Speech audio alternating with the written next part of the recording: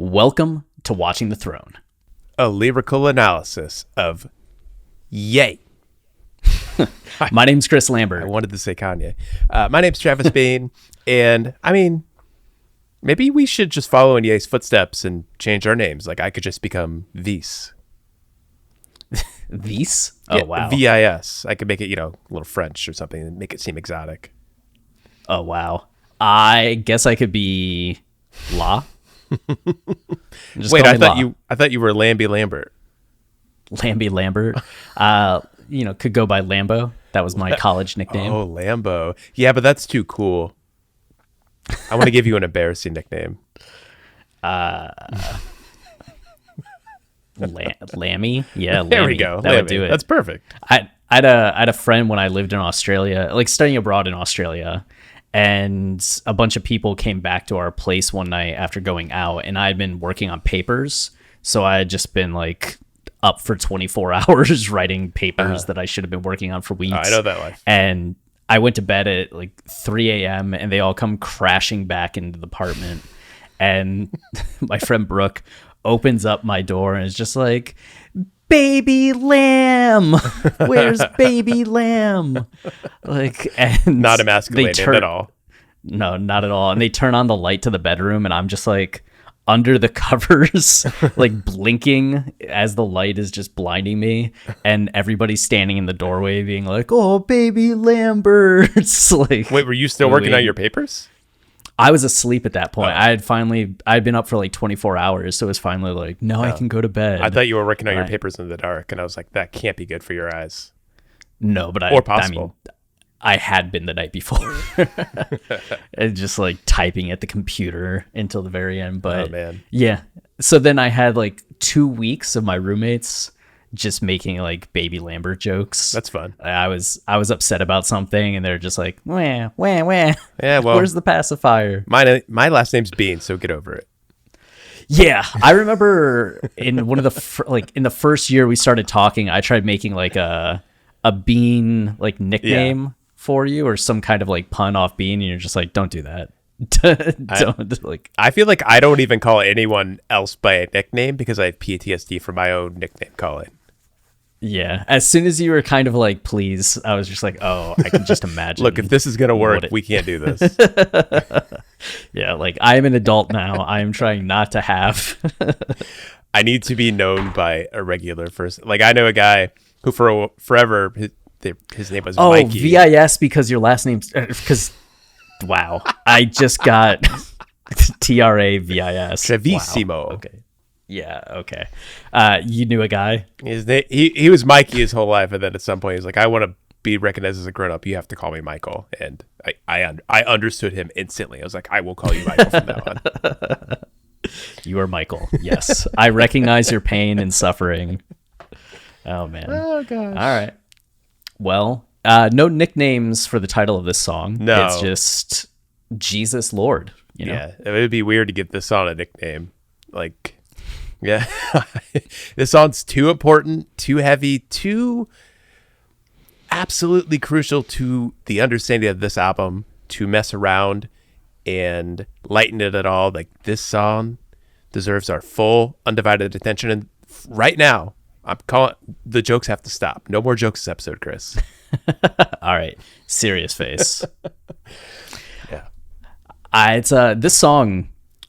We've probably not praised this song enough in the episodes leading up to this point. I agree. Like we've talked a lot about heaven and hell. We've talked a lot about what else have we talked a lot about? mostly heaven and hell. Mostly heaven and hell. It's been a focal point of every episode. And then God like, breathed talking about come to and- life, God yeah. breathed, yeah.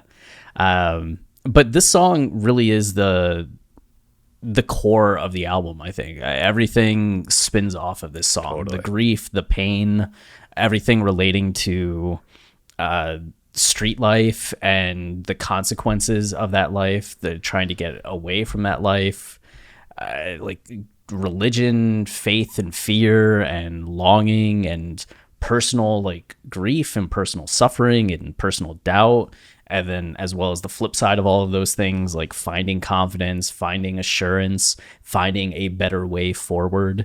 There's so much going on in this album that relates back to this song, building up to it, spinning off from it.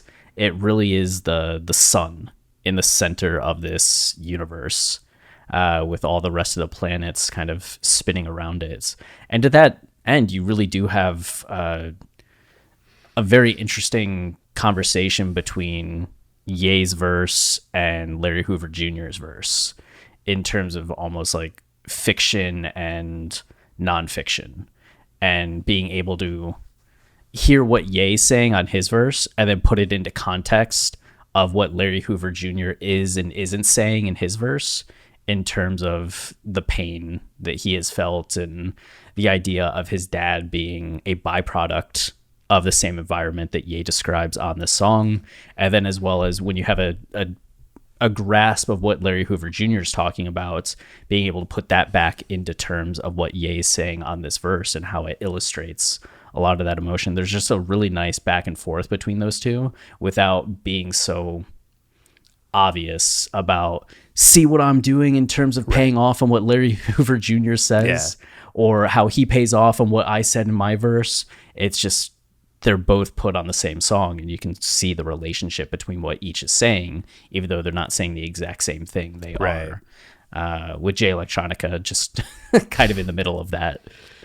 We're playing it up. Yeah, I the more I listen to this song and the more I realize what this song's doing, like, it is starting to feel legendary in the way that like Kanye songs do sometimes, you know? Like, you know, Runaway or Blood in the Leaves, like you just start to realize like the importance of a song like this, which is funny because when we heard it at the second Atlanta listening party, you and I were both like freaking out. It's live on air. You can go watch it on our YouTube channel. As it just kept going and going, aesthetically, the song was a mammoth. Like it was, even though it was just like verses going and going and going, and people just, you know, the bars, more bars, and the production isn't changing. Like, it still managed to get more and more powerful as it kept going. And that was back when Lox was on the song, and it was, you know, 3 minutes longer. You know, we're just sitting there like steeping in it and like couldn't believe it was happening. Then what happened was, I think after the second listening party, and the song got cut down to just Kanye and Jay Electronica's part, I feel like maybe both you and I, and maybe the larger Kanye community, you guys can call me out on this if I'm wrong, but I feel like the hype for it died down a little bit. Like, there was something really magical about that second listening party, like the flow of that playlist, and how cool it was to have the Lox together on there. Like, I feel like after they were removed, I don't know, we weren't treating this like Runaway anymore, you know? But as we've gone through this album and gone through each of the songs and realizing what Kanye's doing and the larger scope of it all, like, this song, like, it just, I mean, every time we do a song on this album, I just think about Jesus Lord. And I think about, like, it's all built to this, like you're saying, like, it's all revolving around this. And sitting down today to listen to this song and taking notes, I was absolutely floored by everything it's doing. It's regained that status that it had back at the second listening party. It doesn't necessarily need the Lox there, although I'd be interested to have a discussion of whether or not it'd be better if it did. But still, like, what it's doing, like Kanye's verse alone, like, it is just, it's kind of, it's becoming one of those Kanye songs that's in its own camp. Like it now rests up there with, you know, the St. Pablos and all them. And yeah, there's just no way we're going to do this in one episode. There's just no way.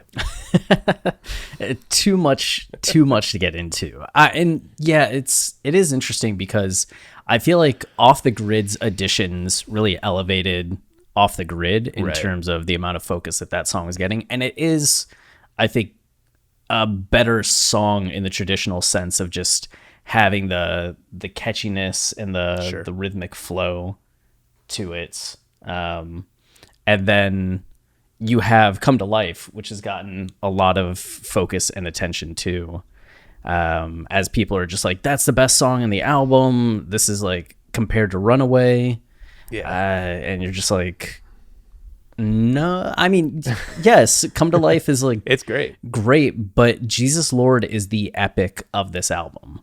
And as great as Off the Grid is, and as huge as that feels, and as catchy as it is, and as emotional as Come to Life is, I feel like both of them kind of pale in comparison to Jesus Lord. And even like thinking about the density of this song in comparison to something like Runaway, like Runaway has so much more space to it, where this song is really using a lot of its runtime Right. with like lyrics and additions, and it never really repeats aside from just that Jesus Lord Right. repeating. Or tell me if you know someone that needs Jesus Lord. So I might be the most epic song in Ye's discography, or is the most epic song in Ye's discography. Definitely the one with the locks is. Yeah, like just because it's so dramatic. Like you compare it to something like No More Parties in LA, which also, is filled with words and is a really long song and goes lots of different places. But this song is like so focused and building up to like really concentrating on one idea and really hitting home that one idea, and just how you feel small in the world and like how the world feels like it's keeping you down, and this fight to be good in a world filled with sin. Like it's all kind of just getting at this one idea, and in a very dramatic way, telling these very dramatic stories. Like it's just kind of different in that way, that it feels small in like what it's talking about, but large because it's getting at so much and speaks so much to the album. Like it's a different kind of epic that I think we're used to of Kanye. Yeah. It reminds me of, I think it's the most grand or like transcendent song in terms of like transcending just being a song and being like a artwork. It's the first one that's really hit me in that way since Sing For Me, Dying of Thirst. Oh, yeah. Good Kid, Mad City in, 2012 that came out?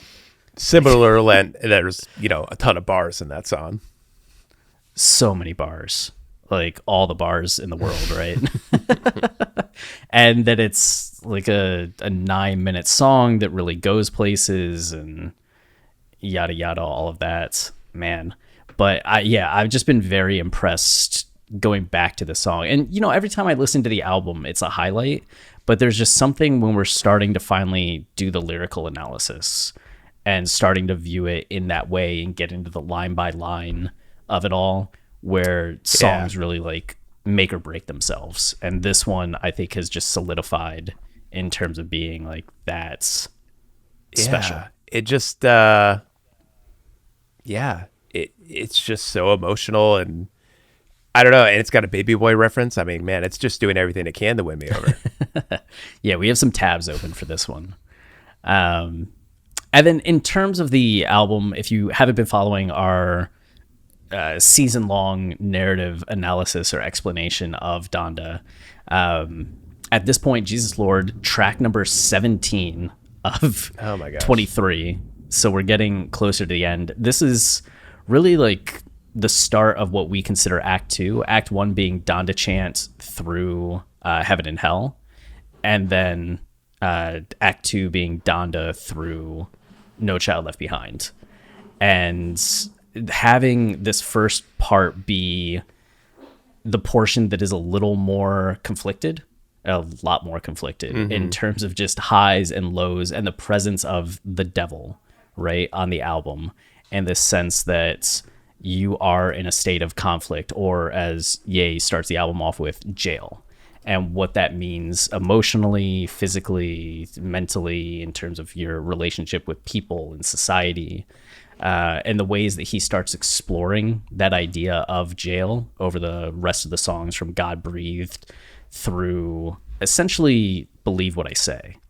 And then you have this period of starting to make a change in how you're interacting with yourself, how you're interacting with God, like becoming open to renewal that starts with 24 and moves forward into remote control as Ye starts to give up control to God, to Moon, and then finally Heaven and Hell, where it feels like God's presence is finally like pouring in and coming down and like banishing the devils. And that's when you get the presence of Donda really entering the album in a major way, which you have Donda chant, which is just kind of like a summoning of Donda. Like, you know, can we remind ourselves of her? Can we bring her energy? Can we recall her? And then it's not until Donda that you finally have her voice resonating so loudly on this album and defining the importance of Ye, like who he is, how he's not afraid. And that idea of Ye not being afraid, I think really sets the tone for this second act. And Keep My Spirit Alive is in line with that, right? It's very much like, yeah, I need to remember I am my mother's son and I am not afraid, and like keep that spirit alive, and I'm going to go do all the great things that I need to do. And Jesus Lord is the reflective song, right? It's that dark night of the soul that's really the clarity coming through.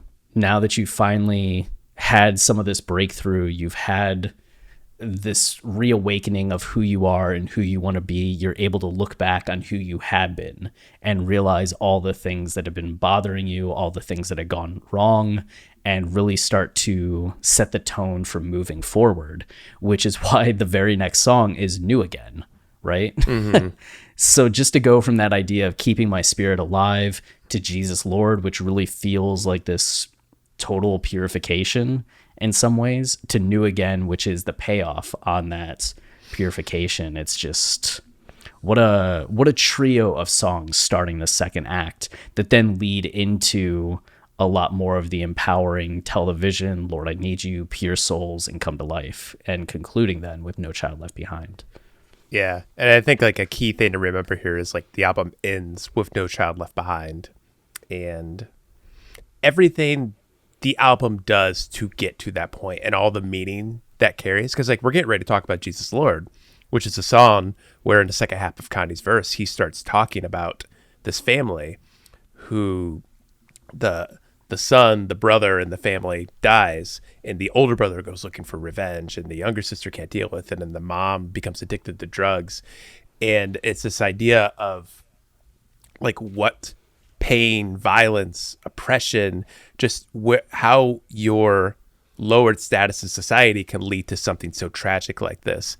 And you think about everything that's surrounding, I mean, we're talking about this song like it's the sun, everything's revolving around it. Like you really can see that throughout the album. Even thinking about something as simple as Kanye featuring so many younger artists on the album. And we hear in a song like Jonah, like those artists struggling with losing their friends, watching young people killed by violence, watching their community being ripped apart. It's really, and you see that kind of language just throughout. And standing above it all is Kanye, not necessarily standing above it all, but just like he's witnessing all this, and he's wondering how he can help and contribute and give back. And there's, of course, the larger scope. Like there are a lot of things you could do on a larger scale as a leader, contributing to causes, speaking on things. But ultimately, you can't do any of that until you fix yourself, until you're centered, until you're ready to, until you're in a peaceful position to help out with a problem like that. So the album becomes this kind of like this balancing act. Like how do you center yourself before you go out and center the world? Like it's this grand act, this huge thing that you're taking on. How do you do it? And as you look around and see so much pain and suffering and sin in the world, it's really tough to find that center before you move on to what I think Jesus is Lord is getting at. This just kind of looking at just how monumental this task is, how much people are hurting in both a fictional story, which Kanye does, and the real life story, which is Larry Hoover Jr.'s father and everything he's went through and what it represents to the Black community. It all comes to a head here. Like it's all these questions Kanye's been tiptoeing around and wondering about, and suddenly like you face it here. And then after this, after we get the confrontation of Kanye coming face to face with that, we do get the rest of the album where he does become a kid again, in a sense. Like, it's a sudden build to No Child Left Behind in a different way.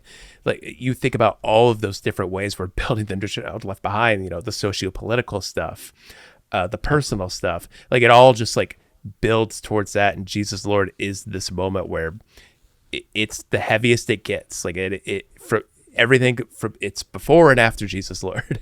And it's like, that's the way the direction of the album goes. That's the way it seesaws, like before and after Jesus Lord. Yeah. And, oh man.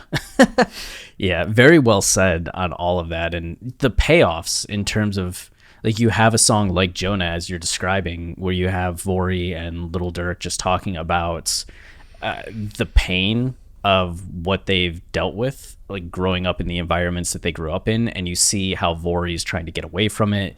You see how Durk feels like he's gotten away from it, but gets pulled back towards it. And ending that verse with like wanting to find the people that like hurt his loved ones and trying to get into this like violent gunfight with them. And how meaningful then a song like Jesus Lord can be in terms of saying like, yo, this isn't the best way to go forward with this. There needs to be another path. And all the implications, you're very right to point out, of how that plays into the message of No Child Left Behind.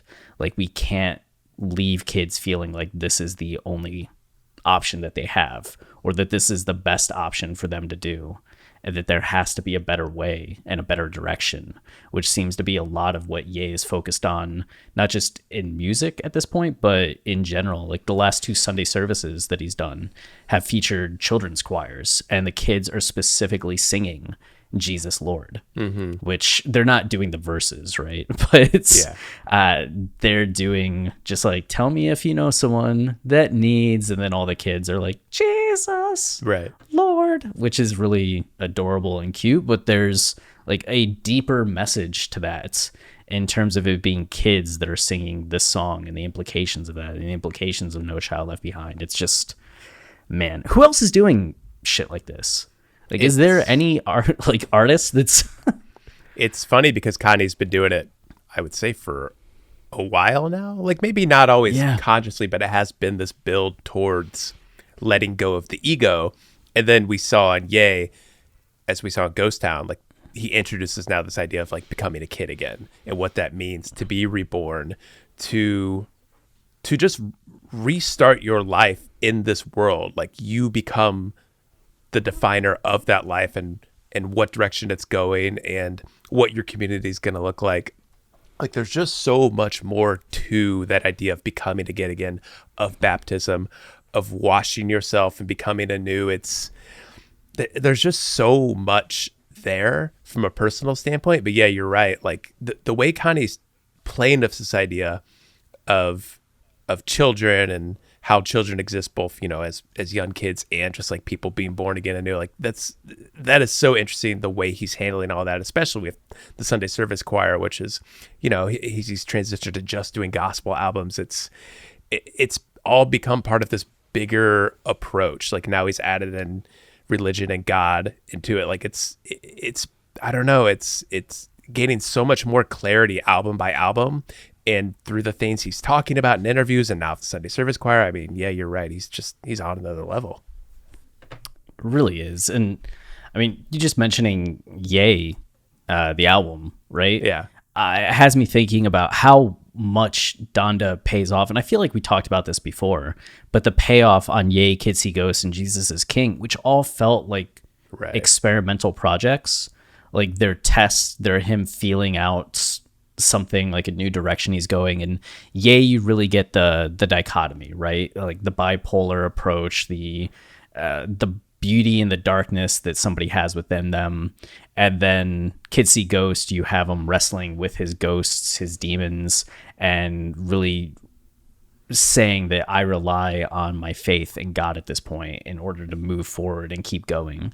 And then Jesus is King, you have an album that is bringing in a lot of those gospel elements for the first time in a way that Ye had it done on an album level, right? He had brought faith into albums, but he had brought gospel into songs, but not gospel into an album.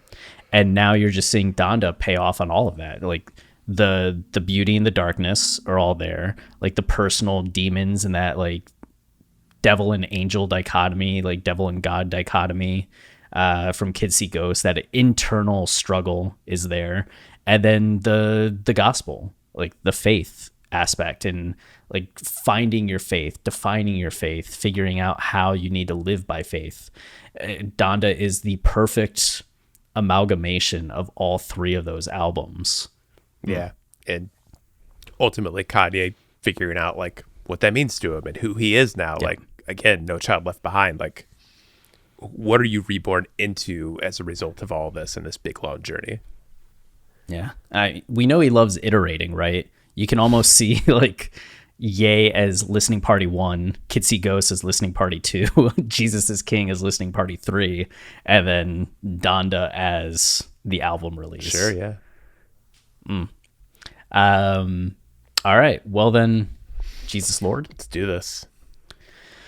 So one of the, I guess like the intro, you have that very strange intro for a song like this that is what, just like a static chord being played or like a synth sound building up? Yeah, it's all built to the organ pretty much. An organ noise. It just reminds me so much of 2001: A Space Odyssey. Yeah, it does seem like that. Yeah, which I'm not saying that it's a direct comparison to it, but if Ye ended up being like, oh, I was thinking of 2001: A Space Odyssey, I'd be like, I knew it.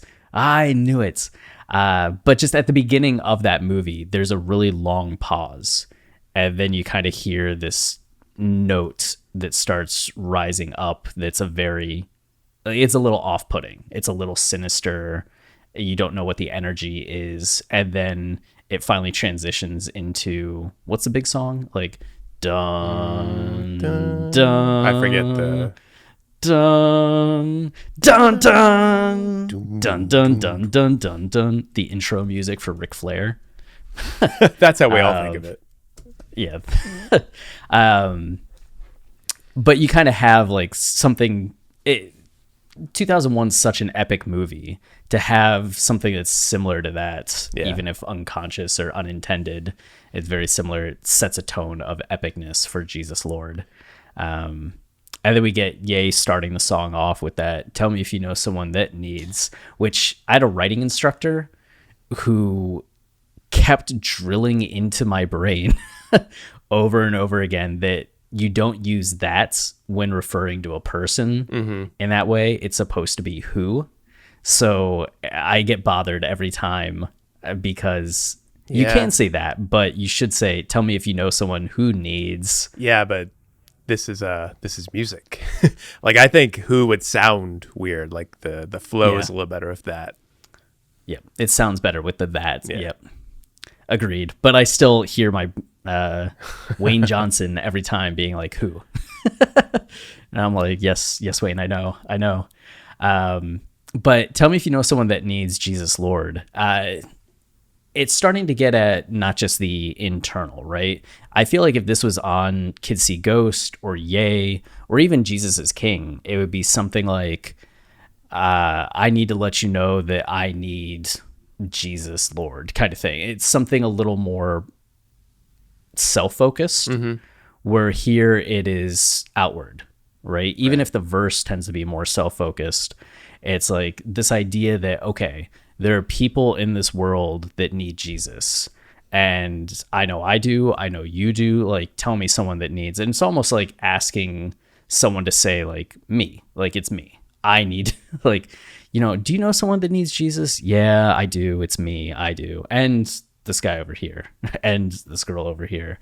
But there's just something looking into the societal aspects of this and trying to help others that I think is important to know up front, that this is Ye essentially looking to do some work in terms of bringing God to people and bringing Jesus to people and all of that. So it's very like saving focused. reminds me of use this gospel, right? Like he's trying to use this gospel for protection, offer it up to people, which is kind of the ultimate journey on Jesus is King, is that Ye goes from very self-focused on Sella and follow God and closed on Sunday and on God to very selfless. With use this gospel being the song that is very outward, like how can I help people use this gospel for protection? And here I feel like we're kind of in that spirit. That is interesting that there are little pockets on like Yay, Kitsy Ghost, and Jesus is King where, I mean, those albums are largely self-focused, especially something like Jesus is King where, you know, Kanye's trying to rekindle his connection with God. And and we have moments where he's kind of self-reckoning, where he's thinking something like follow God or defending his family on close on Sunday. Like he's trying to figure out his role in all of it. And then the same goes with like God is pretty personal song. He's talking about what God is to him, hands on. Mm-hmm. He's trying to figure out how he fits into the Christian community. But there are those little moments where he kind of outwardly reflects, thinking of like Cuddy Montage, or like you're saying, use this gospel. Like how does suddenly this journey you've gone on produce music and ideas that other people can use? But this right here, this almost feels even more outward than that. Like it goes beyond music. Like he is just like, like who can I help that needs Jesus? Like it's something, it feels like it's just so going beyond the music and starting to get into like the ideas and your place in the world and the people you can help. It does feel larger in that way. When we talked before on our Life of Pablo season, which we have to redo, but one of the main big breakthroughs that we talked about when we did Saint Pablo was Sampha's portion on that song, where essentially Ye is at a point on that album where he reconnects with his faith. He brings God back into his life and how powerful that is. But that album is the dynamic between your celebrity life and your family life and your public life and your personal life, right? And how Ye had struggled with both of those in trying to live up to the public persona, to still be a celebrity that's indulgent and living the lifestyle when he has responsibilities as a husband and a father, that he realizes he has to kind of give up a lot of that public life, celebrity life. But at the end of the album, now that he's brought faith and God back into his personal life, he starts turning his attention to, you know, you're looking at the church in the night sky and you wonder, where is God in your nightlife? Mm-hmm. Like, how can I start to bring God into celebrity, into my public life, into my music and my arts and all the stuff that makes me like famous, right? You know how to do it in your personal life, but can you really bring that into your entire, like into your entirety? Right. And I feel like that's the journey we saw over the last few albums. And then specifically on Donda, that's where he's gotten to, right? Like this is him bringing God into his nightlife. And a song like Jesus Lord is, as you're saying, like getting out into the outward stuff he can do and how he can help anyone and everyone with this. Yeah. And getting rid of that ego was so huge. Again, part of the journey we've seen over the last few albums. And just recognizing that, like, you know, we have the line like, the God got you, but the devil's watching. He just peeking in. Like that never goes away, you know? Like I feel like that is the stripping away of the ego, that it never is actually easy to be human here on earth. Like there are always temptations. There's always going to be bad of the good. And Kanye figuring out himself, like how he moves past that and what that means to him and how, you know, it is going to be a lifelong struggle, like communicating that to people and letting them know that like, this is what can help you. Like Jesus, Lord, like let's get together. Like, let's talk about God. Let's speak the word of God. Let's live our lives differently. It's a much bigger journey to getting over something that is a constant in your life like that. And this song, I mean, more than any so far, like I feel like there's always been a twinge whenever Kanye gets to these ideas that like, this kind of stuff can be overcome and that you can step on the other side of this threshold and like you can be better, which obviously you can do all those things, but like it doesn't mean the devil's not peeking in at all points of your life. And I feel like this song really carries that energy, like how difficult it is and how we have to work together to get past these larger problems. That's why that's again why Donda feels so much bigger and so much more important. And I don't know, it feels like it's getting at all those ideas and making it a much more communal experience. Yes, very much so. Very well said. And he goes from tell me if you know someone that needs Jesus Lord. Now we've been through a lot of things, which is kind of summarizing, and there's still a lot ahead, but it also grounds the song in the idea that we're recapping a little bit, right? We're going to hear a lot of the things that we've been through. And then, he lives in a lot of things. Like God is in all of these things that happen to you, even if it doesn't seem like it's God, like, God's right there. It just kind of gives this idea that like God is present, like you're okay. Another moment that, again, other songs feel like they've been building to this. You think of like Cudi talking about like angels appearing, and you don't know, like that doesn't necessarily make you feel okay. And was it Vori that talked about the same thing? Yeah, and God breathed. And God breathed. Yeah, this idea of like, oh, angels around and I'm supposed to feel okay. And do I feel okay though? Like I think what you're saying, like God lives in everything, the good and the bad, and recognizing that isn't easy, but it can help you move on from something. Mm-hmm. And then been through a lot of things. And then the Jesus Lord, Genius says that it's not Swizz Beatz that's saying Jesus Lord. There was the talk that there's an Instagram video of Swizz Beatz just going like, Jesus Lord, that came out a couple weeks or like a week or two before the Las Vegas listening party, which is what caused everybody to be like, oh, it's a sample from Swizz doing that. But then it came out that maybe Swizz just heard the song already, since the Locks had recorded and Swizz had been talking to the Locks. So he was just imitating it. It still sounds like Swizz Beatz to me when I listen to him do it and then listen to the song. But on Genius right now, it says that it's not Swizz Beatz, but it doesn't name who is the one actually saying Jesus Lord. Yeah, it doesn't exactly sound like Kanye. Yeah, it doesn't sound like Kanye to me. So I don't know who it is. I can't imagine it's Jay Electronica, I thought if it was Kanye, like some sort of effect had put on his voice. So that could be it, or you're right, it could be Swizz Beatz. That's the first question we need to ask him. Number one. And then as we get into the first verse, it's worth noting that in February of 2021, so way ahead of the Las Vegas listening party where this song was heard for the first time by the public, a song got uploaded to YouTube that featured Ruga. And you might remember Ruga from, what is it? Okay. Yeah. And he's the one that did the GD anthem that was blowing up. And on this song, it was called Angel or Demon. And you get this chorus of hearing bad voices. One's the devil, one's the angel, hearing bad voices, voice of the angel, voice of the angel. And then you get the verse that comes in, sitting by myself, I'm just thinking about all the shit I've been through. The verse goes from that to, and they tell you good to just stay focused. It's verbatim what we hear at the beginning of Ye's verse here, which has people debating whether or not this was a Ruga song that Ye just kind of took and did himself and essentially used Ruga's song as a reference track, or if Ruga had started working with Ye at this point and this was essentially just a reference track that Ruga put together for Ye.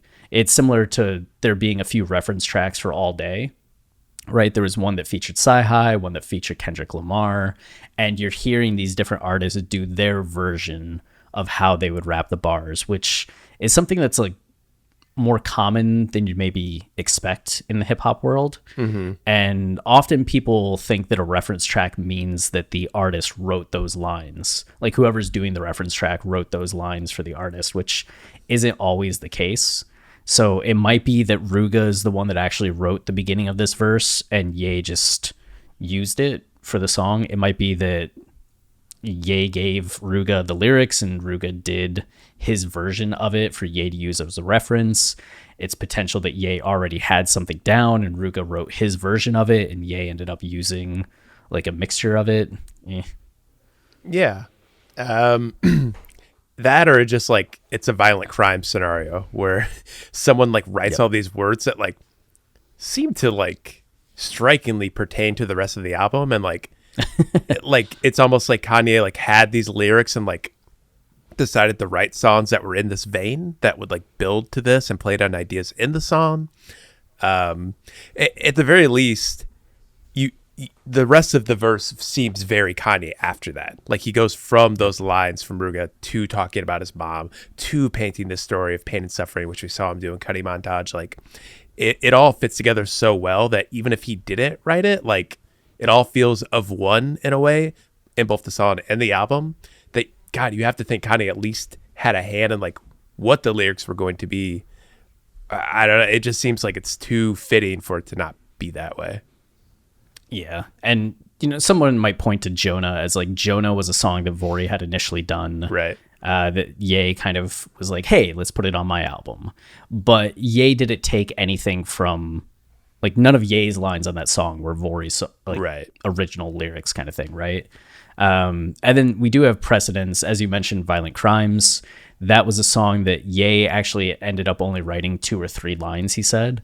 That it was Partisan Fontaine that wrote every other line. We imagine that the only lines that Ye wrote were the movie references, right? Exactly. There's 2 lines. What was it? It was oh God, I'm forgetting what the reference is. Yeah, I don't remember off the top of my head. I can picture the scene with like who's in the scene? The bazooka. I'm blanking on the actor's name. The is it a Wayne? Oh yeah, it's the. No wait, is it Meet the Fockers or is it? Bad Boys. Bad Boys. That's what it was. The Reggie scene. Yep. Yeah, that's what it was. The Reggie scene. Did we have a problem? Thank you for saving me there. Yeah. So good. There's that. So, but Partisan was saying that he ended up having like, if I remember correctly, the interview he gave, he said something like he and Ye talked for 4 hours, and what he wrote was based on the deep conversations that he and Ye had about what Ye wanted for the song, and he had a lot of direction. He said that Ye was essentially the architect or the filmmaker, and he was just writing like to instruction kind of thing, which is kind of what you're saying this might be, right? Yeah. Like that Ruga was given like, hey, this is what I want from this. I mean, and that feels like it's always the case because all these like, especially on this album, you know, everybody's verses feel so like they pertain so much to what the album is doing, and there's so much like crisscross and overplay, like these connections you can make between other people's verses. Like clearly Kanye is just very good at dictating what he wants people to give him. Yep. Or people are just really good at picking up the vibe. I know. I asked Vori on Twitter if Ye gave him any instructions for like God Breathed or any of the lyrics that he had. And he was just like, nah, he let me do my thing. Yeah, maybe. Oh yeah, not like resolute instructions, but you're right. Like when you're there in the midst of it, you know what Kanye wants. Like you give him that. Yep. Okay, so we get Ye / Ruga saying, sitting by myself, I'm just thinking, and which pays off on the, now we've been through a lot of things, right? We talked about how this is going to be reflection, and then sitting by myself, I'm just thinking, yes, this is reflection. This is the dark night of the soul. About all I've been through. I wish I was dreaming. I wish I was dreaming is going to get paid off a number of lines down when we get to Back to Reality. So just keep that in mind. But I wish I was dreaming. Man, it's hard to be an angel when you're surrounded by demons, which is one of the major motifs that we've talked about on this album, is just the angel demon dynamic and feeling that push and pull of godliness and devilishness. Yeah. So, and then getting to the street life stuff as well, right?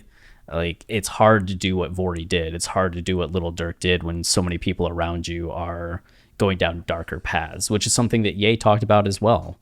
Right. Going back to like songs like We Don't Care or Drive Slow, like Ye had opportunities to have a very different life. Yeah, that's really interesting to think about, that all these people Kanye inspired with that music are now on this album and discussing Yeah, very right. similar things. And like you're saying, another revolving around the sun scenario, like so many songs have talked about this exact thing. And this exact idea has come from other people, like not just Kanye. It's all coming together so beautifully. It is. I watched so many people leave. I see him change by the season. That's Mama's seasoning, which, I watched so many people leave. You can view that as how Vori and Lil Durk talk about on Jonah, as in like people leaving as a euphemism for death, or just I watched so many people leave out of my life just because we no longer had the same values, right? They're going down that demon path and I'm trying to be an angel. And they've just changed over time. They've gotten hardened, they've gotten cruel, they've gotten like much more caught up in the lifestyle that they're living while you're trying to go a different path. And so that's Mama's seasoning. I imagine would be like, I'm trying to be an angel because my mom has raised me to be this way. Like she's trained me, she's seasoned me to walk a better road. Yeah. I was also thinking, and again, maybe Kanye didn't write this line, so this doesn't make sense, but he could be thinking about his mom up in heaven, and her seasoning is these little obstacles she's spreading on earth, like these tests for Kanye. There's both good and bad, and it's all just part of the seasoning and all part of like the stew, the makeup.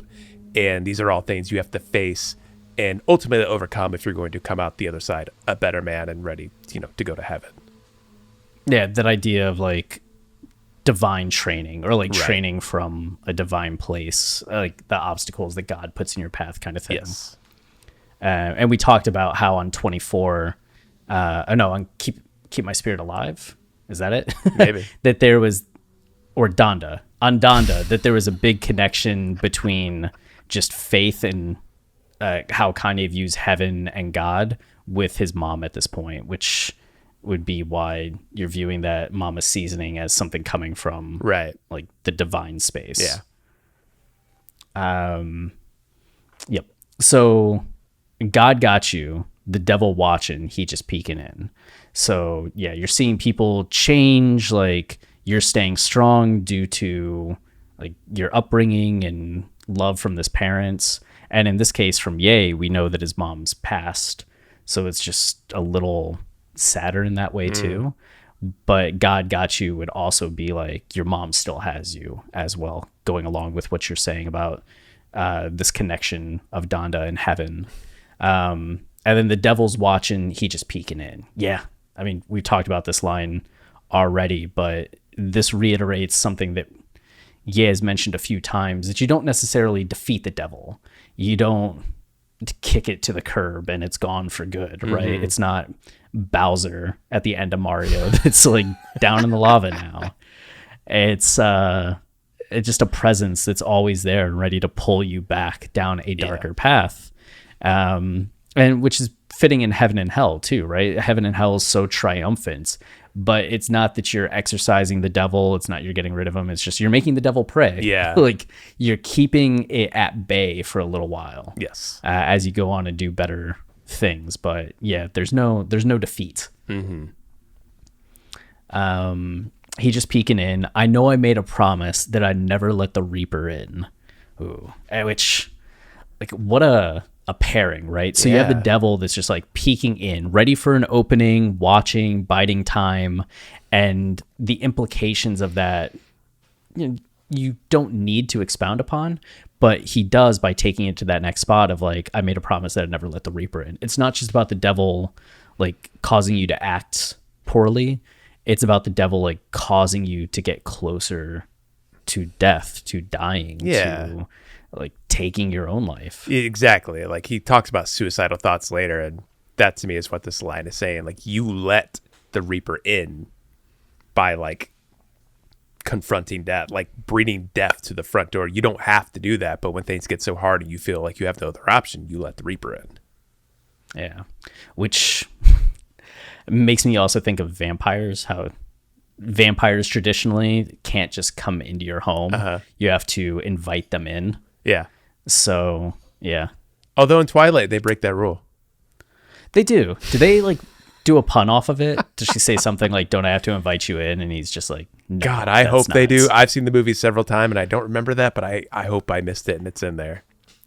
The OG Buffy the Vampire Slayer movie has like multiple scenes that involve like that hurdle. Oh yeah. Anyway, never let the Reaper in. So, I mean, this is also paying off on the idea of surrounded by demons. I watched so many people leave. Right now, it's taking those were just implications of like darker happenings, but letting the Reaper in is like, as serious as you can get. And that gets paid off in the next line as well. But lately, I've been losing all my deepest friends, which can be, as Dirk and Vori describe, like I am literally losing people to violence. Okay. Or What's going on over there? I don't know. I don't know if it's. Did you say something outside. that sounded like Siri? I guess so. Oh, it was my iPad behind me. I was like, my watch, did it go off? My phone in front of me, did it go off? What's happening? And I see the light from the iPad. Do you have one of those iHomes where like the home responds to things you say? No, for exactly this reason. Okay, gotcha. I don't want them interrupting all my conversations. The walls just speak to you. Yeah. Chris. I don't know. Baby Chris. lamb. Here's a few links that can help you out. But I've been losing all my deepest friends. It can be actual physical death, or it can be, just paying off on the idea of jail, right? That Ye had talked about, that he has just been doing some things that have caused him to go into jail, losing his wife, losing like friends, making choices that push people away. So there's like death in the physical sense, but also in the like metaphysical sense of just, I have had the death of a friendship. Yeah. And the next line, and lately I've been swimming on the deepest end, like that almost feels like the cause of all this. Like I've been losing all my deepest friends because I've been in this deep end. Like I've been in trouble. I've been doing like things that inflict harm on myself, and then as a result on others. Like I'm just in a bad place, and I've been in a bad place lately, and it's caused me to like alienate people in my life and lose people in my life, on top of like, no longer seeing eye to eye with people in my life, and on top of people dying in my life. Like it's all of a sudden all these things are coming to a head, and you could see how it's very stressful. And like swimming on the deepest end can be like, you go out to the deepest part of the water in terms of taking risks. Right. So in what he's been saying on social media, in interviews, like we know even in the Drink Champs interview that Ye just did, he talked multiple times about how people are going to come for him because of some of the things he's speaking on, like feeling very much this kind of like I'll get got, which is what he described in the past of happening to Prince and Michael. Like they spoke out, they tried to change the system, and the powers that be came and got them. And we know that he talked about like Prince and Mike tried to warn me on Ye. So there is this kind of idea of putting yourself out there, and the idea that someone will try to drown you for it. But he also knows that his behavior has been risky in terms of just like putting the red hat on and all the Trump stuff. Right. And then lifestyle as well. We know that on songs ahead of this, he talks about like having issues with drinking, and even here, right? As you said, it's just drugs and ain't no hugs and ain't no love there. He's just living a lifestyle that is also taking him out to the deep end. So it's, in terms of how he's interacting with society, it could be mental health. It could also just be like actual habits and behaviors that are causing him to push people away because he's just in a bad place. Yeah. There's a heaviness to that, the idea of that swimming on the deep end isn't necessarily a bad thing. It's just where Kanye lives because he takes those risks. But the deep end is also where you can die. That's where you can drown, and it can all end. It's you could see Kanye playing with that idea. Yep. And then drugs, it ain't no hugs, it ain't no love there. There's like a hollowness. You get high, but is it really like the kind of high that you want? you don't have the physical contact, you don't have anything meaningful. Yeah. So you've been down so much you don't even know what's upstairs, which you get that tension between down and up, right? Which we see him use a similar construction at the end with Big Bro just blacked out and all you seen was the light, like blackness and light. Like now here we have down and up. So this kind of foreshadows a little bit that dichotomy before, or that dichotomy at the end of the verse. Right. But you've been down is typically a way of describing depression, right? You're feeling down. You're down bad. You're just at a low point.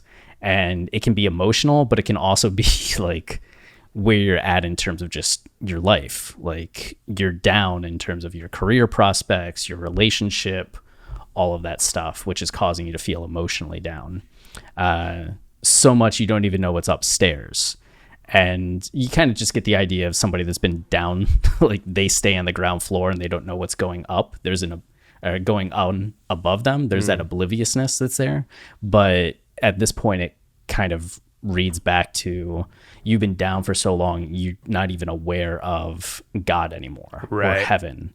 You don't have faith at this point because you're just so focused on the negative aspects of your life that you don't have any like concept anymore of God.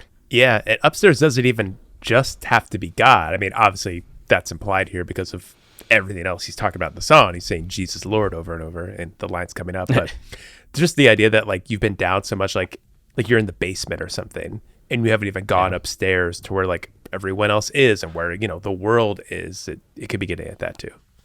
Yeah, right. Like you're disconnected from earthly stuff, but could also be disconnected from spiritual stuff as well.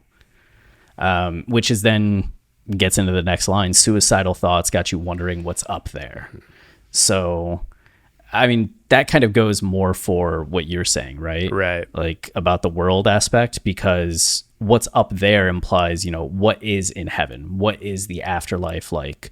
Which tends to be some of the siren song of someone that's in that stage. They think, well, it's so bad here on earth, maybe it's going to be better in the afterlife. Right. And it's that hope that you start to ascribe to it being better that eventually for some people convinces them to take that step, which is a sad and choice to make, and not the step or choice you should make. Yeah. But yeah, that's kind of what he's getting at, that siren song of you think that what's up there has to be better than where you're at down here. Yeah, which again is something that's been built up to, maybe not like directly on the album, but that there's an overwhelming sense of like things are just easier if you end it all and go up to heaven, you know, where mom is, where the angels are, as you know, Cuddy talks about, somebody who's also dealt with a lot of suicidal thoughts in his life. Like that that idea really persists throughout the album, I think. And in moving past that and knowing like what is worth staying here on earth for, like that's a huge part of the album. It's an interesting idea because it isn't necessarily a bad thing to think that, because like good things do await you on the other side. But what you sacrifice by doing that is all the good you could do here on earth and all the people you can help. And I feel like that's part of the journey of the album. Yep. Very much so. It's finding like the reasons to stay here and help others. And then we get that next line, like wondering what's up there. And while I introduce the party, you say it's up there.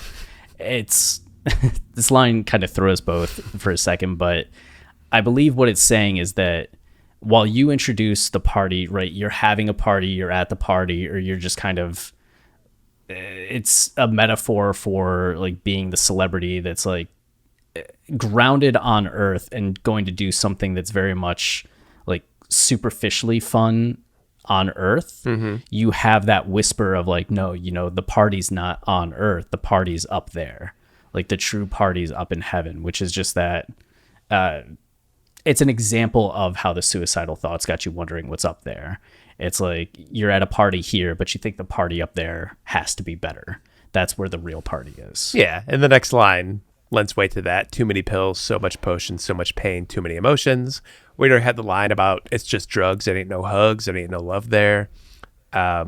yeah, like the party that you're introducing, this thing you're part of, like that's fine and everything, but like it's not real. You know, it's not like a hug. It's not like seeing your mom. Like the real party's up there.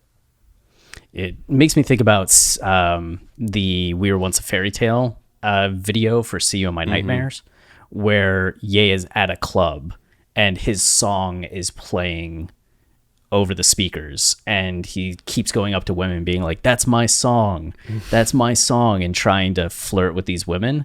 And he's so drunk and out of it and arrogant and belligerent that the women have no interest in him whatsoever. And his depression really pours through in that moment, and the hollowness of where he's at and the lifestyle he's living is so apparent. And that seems to be kind of what he's getting at here. Like the party that you're trying to find comfort in on earth is just made up of pills and these cocktails, right? These magic potions that don't really do anything.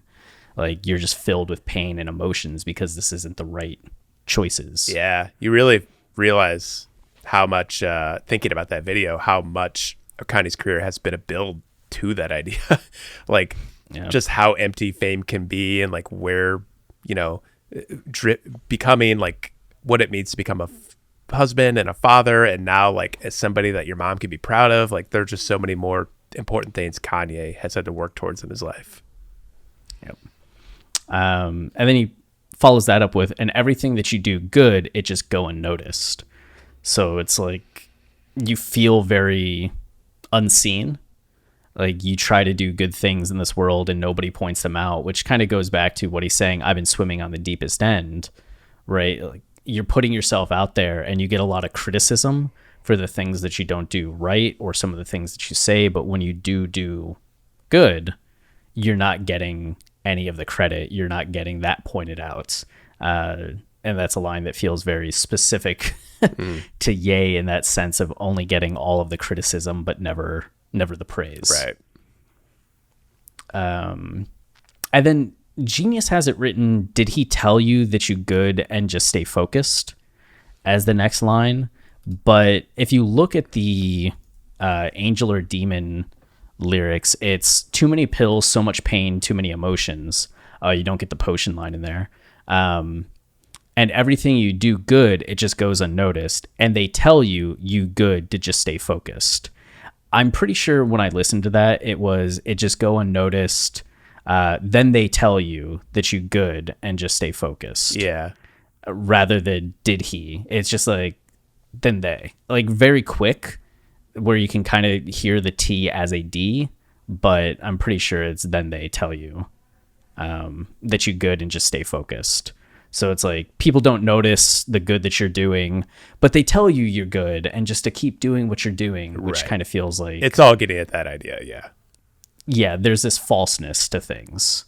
You're being directed to stay in a certain lane that's not necessarily giving you what you need or want. Yeah. That, or just like people just saying like everything you do good, it goes unnoticed, and people recognize that you're doing good, but to just stay focused, like don't worry about the fact that people aren't recognizing the good things you do, and just stay focused. And how that's very true, true and real. That you have to recognize that and be okay with not getting praise for things, but also how hard that can be, because you know you want to be recognized for the good you do and not just like the crazy things you say. Yeah, it's nice to be seen. Yeah. Which immediately goes back to, or puts into context the next line, "Mama, you is the life of the party." Like Ye's mom was someone who saw everything that he was doing, who truly saw him and loved him and believed in him and supported him.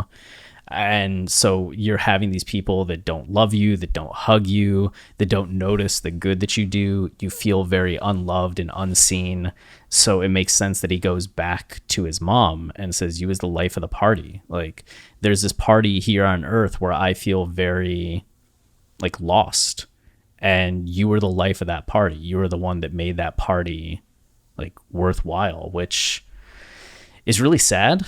And also plays into the idea of like, you say it's up there, like this idea that, okay, your mom's now in heaven, like she's in the afterlife, and why he would feel inclined to go there because he's at the party here on Earth and isn't feeling anything and knows that like his mom was the life of the party and could she be again, which is like a sad a sad way of looking at it. Seems like a very philosophical line to me, like in all the party lines that follow, this idea of like what even the party is, because there is a party here on Earth that you could be a part of and something that's lively and something, and you work towards something important, but also obviously there's the party in the afterlife because you'll be with your mom again, who was the life of the party here on Earth. And again, just like the heaviness of recognizing that and dealing with that and being okay for waiting for that party in the afterlife and being back with your mom and everything. And I mean, you have to think about the song Life of the Party. For sure. Which was one that ended up not making the album, but might make Donda Deluxe, which Ye talked about on Drink Champs. Not which means the we'll song see it for specifically being on it. Yeah, for sure. Guaranteed. He would never not give us a song. But Donda Deluxe coming soon at some point, maybe. But Life of the Party was played at the Las Vegas listening party, and then there was a version with Andre 3000 that Drake ended up playing or like leaking. And in the first version, which would have been written when these lines were written, you don't really have anything that necessarily elaborates on Life of the Party. In fact, aside from the title, the word party doesn't even show up in the lyrics at all. Which is kind of interesting. But the verse starts with the white picket got me feeling so fenced in. Bipolar don't equal seeking attention. That's the sigh. That's the psychology. Gemini inside of me. It's my dichotomy. Sending Christ publicist to get the Christ out of me. Just to mention his name is a glitch in the game. Break all the chains. I had to drink in over 21 days. You finally get this line. She was the only one that knew that I would get to that stage. I guess who wouldn't be shocked by anything that I say. It's getting kind of heavy, like when rain broke the levee. We living in the years where tears become deadly. So that's really... Oh, no. That's really the only part where he talks about his mom. You have a part where he talks about his art teacher that he really liked as well, who believed in him. And then it just kind of goes off into some other things. But you get this idea of his mom being the only one that understood him and that wouldn't be shocked by what he's saying, and the depression, the grief that he's feeling, especially at this point in his life.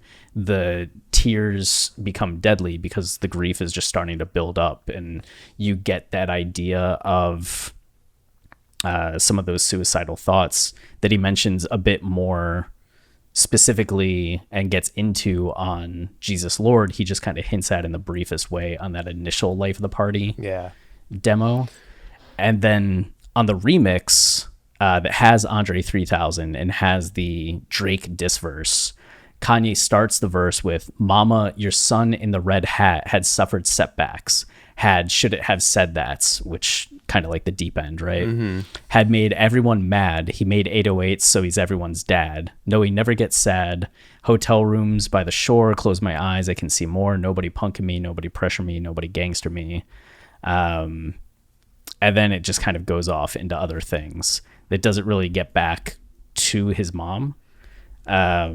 So neither of those songs really elaborates. Oh, wait. Actually, sorry. At the intro to the second one, Ye says, "It's after hours at that glamorous blind spot where they're taking it easy, swapping personal experiences. Let's listen in America today. Life of the party, till I almost cry. It's a life of the party to think I could have almost died."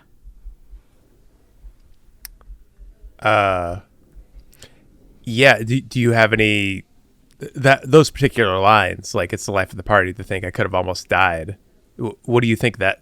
Because I guess I don't have any theories on that specific line. What he means by that?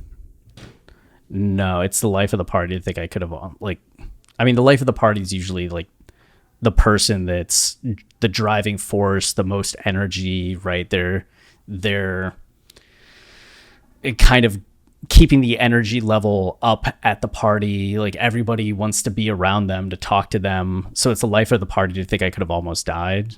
Lord help us. It's a weird application of that phrase. It's almost like the center of attention, or the thing that's like bringing energy, that's galvanizing, is that idea that I could have almost died, which we know that Ye has used that as inspiration in the past. Like, you know, God must want him here. His mission must be unfinished. Otherwise, like, the car accident would have been it. So maybe he's taking, like, getting energized by that. Yeah. But I guess it does make you think, because we've all heard Andre 3000's verse, and it makes the song seem like it's all lovey-dovey and nice. But maybe right. The title "Life of the Party" is meant to be a little ironic, because while I think the key difference between Andre 3000 and Kanye's verses are, Andre 3000 is like, still, he wants to speak with his mom. He wants to reach her and tell her all these things he's been thinking about, and kind of reestablish a connection, or like close up some loose ends. That, like, it's a very nice verse in that way, that like, it's this hope that like, oh, I wish I could talk to her again and tell her these things, and someday I will. But Kanye's verse seems more like him trying to deal with the world without his mom being here to give that advice. Like, there is no connection there. So that's interesting. I hadn't really thought about that. I hadn't really looked at the intro, to be honest, but "Life of the Party," the thing I could have almost died. I mean, it makes the song seem very heavy now. Like, that, like, the driving force of this party was that I could have died, and gosh, I don't know what that means. That's so interesting. Yeah, it's something that we'll have to do a closer reading and prep on when we if that song does come out. But yeah, I mean, you can just see that the idea of "Life of the Party," at least in that version, revolves around like death in some ways. But the OG version was what Ye would have written this to. But I mean, if we never heard the OG version and this is just what we got on the album, we'd never know that. Right. We'd just be putting this in context with the like Drake diss version of the song. Right. So and I know on the stem player what came out was Andre 3000's verse from the Drake diss with Ye's verse from Las Vegas. Okay. So all of that, like "Mama, Your Son" and the Red Hat didn't make it. Okay, gotcha. But like, interesting to have like "You" as the life of the party. We know that like New Slaves, Ye mentions "Blood on the Leaves," and then we get the song "Blood on the Leaves." There have been a few times on his albums he's kind of named a song in an earlier track. Yeah. But "Mama, You" is the life of the party. I swear you brought life to the party. And now that she's no longer there, when you lost your life, it took the life out the party. So it's just like, I've been grieving for so long. The world hasn't been the same in the 14 years that you've been gone. And still trying to like process that. And that woman rode with me like a Harley. So this is really the song that people wanted, I think, or thought Donda was going to be as an album more about. Like, you were going to have 8 songs that focused on like this grief. Right. And instead, it's just this one epic that really gets into some of that grief and Ye dealing with it. Yeah. It took the life out the party. That woman rode with me like a Harley. When people are on motorcycles, you can have the sidecar, right? Where somebody's literally riding with you. But often people with motorcycles will ride like side by side on the highway, right? Like, biker gangs will do these big rides where you're all collected in like a group of 10 driving down the highway together. Right. So, which is more the image I had. With me. I really like this image now that I have, though, of like Donda on a little sidecar with Kanye. Right? Or Donda's the one driving and Ye's just in the sidecar. No, that would never happen. 2 individual motorcycles. It just makes me think of Speed Racer. Isn't one of the racers like with his dog or something, and he's in a little sidecar or whatever? I think you're thinking of like Wacky Races. Yeah. No, that's what obviously not Speed Racer. Yeah. Wait, what's the name of that show again? Wacky Races. Is that really what it's called? Oh, I thought you just like made that up. No. It's, I watched it a lot. Yeah, I used to love when it came on. I never knew when it would come on in episodes that I catch. I'd always be like, this is so interesting. Oh, only 17 episodes? Wow. Yeah, it felt a lot more. It felt bigger than that, right? Probably because they played it every day. Yeah. So that woman rode with me like a Harley. Yeah. She was down for everything. And this is a payoff on her speech from the song Donda, where she's talking about like, I am my son's mother. Like, he's so decidedly different. Like, he's spoken to a generation, why he ain't afraid. We saw the ways that she supported him, built him up. And you really get the idea of what it means to not have that support, to where he can only go back and listen to speeches like that and tapes like that to have that presence in his life. So you go from like her not being there to suddenly visions of my cousins in a cell really scared me. So now it's like, without his mom there, you don't have anyone that's going to help him deal with these visions, these nightmares, right? Yeah. And the song Family Business, this kind of recalls that, where he talks about, let's get Stevie out of jail. Yeah. And talks about, is it a cousin on that song being in jail during Thanksgiving? Yes. Which it ended up not even being his cousin. Yeah. I forget. Oh, it was not Selena. Who was it that wrote that or told that story? Is it like Tierra Whack or? Let's see. Family Business. Yeah. Look it up. Look it up. Genius has all the answers. Tara. Tara Watt? I know. Is it Tara Whack? What's her name? It should be in the credits. That's probably where I could find it. Yeah. Let's see. Written. It just says written by Kanye. That's a lie. Oh my goodness. Wait. It's definitely in there at like Terry Torre. Terry Torre. Yeah, we've said that name a bunch, but I just couldn't. Yeah.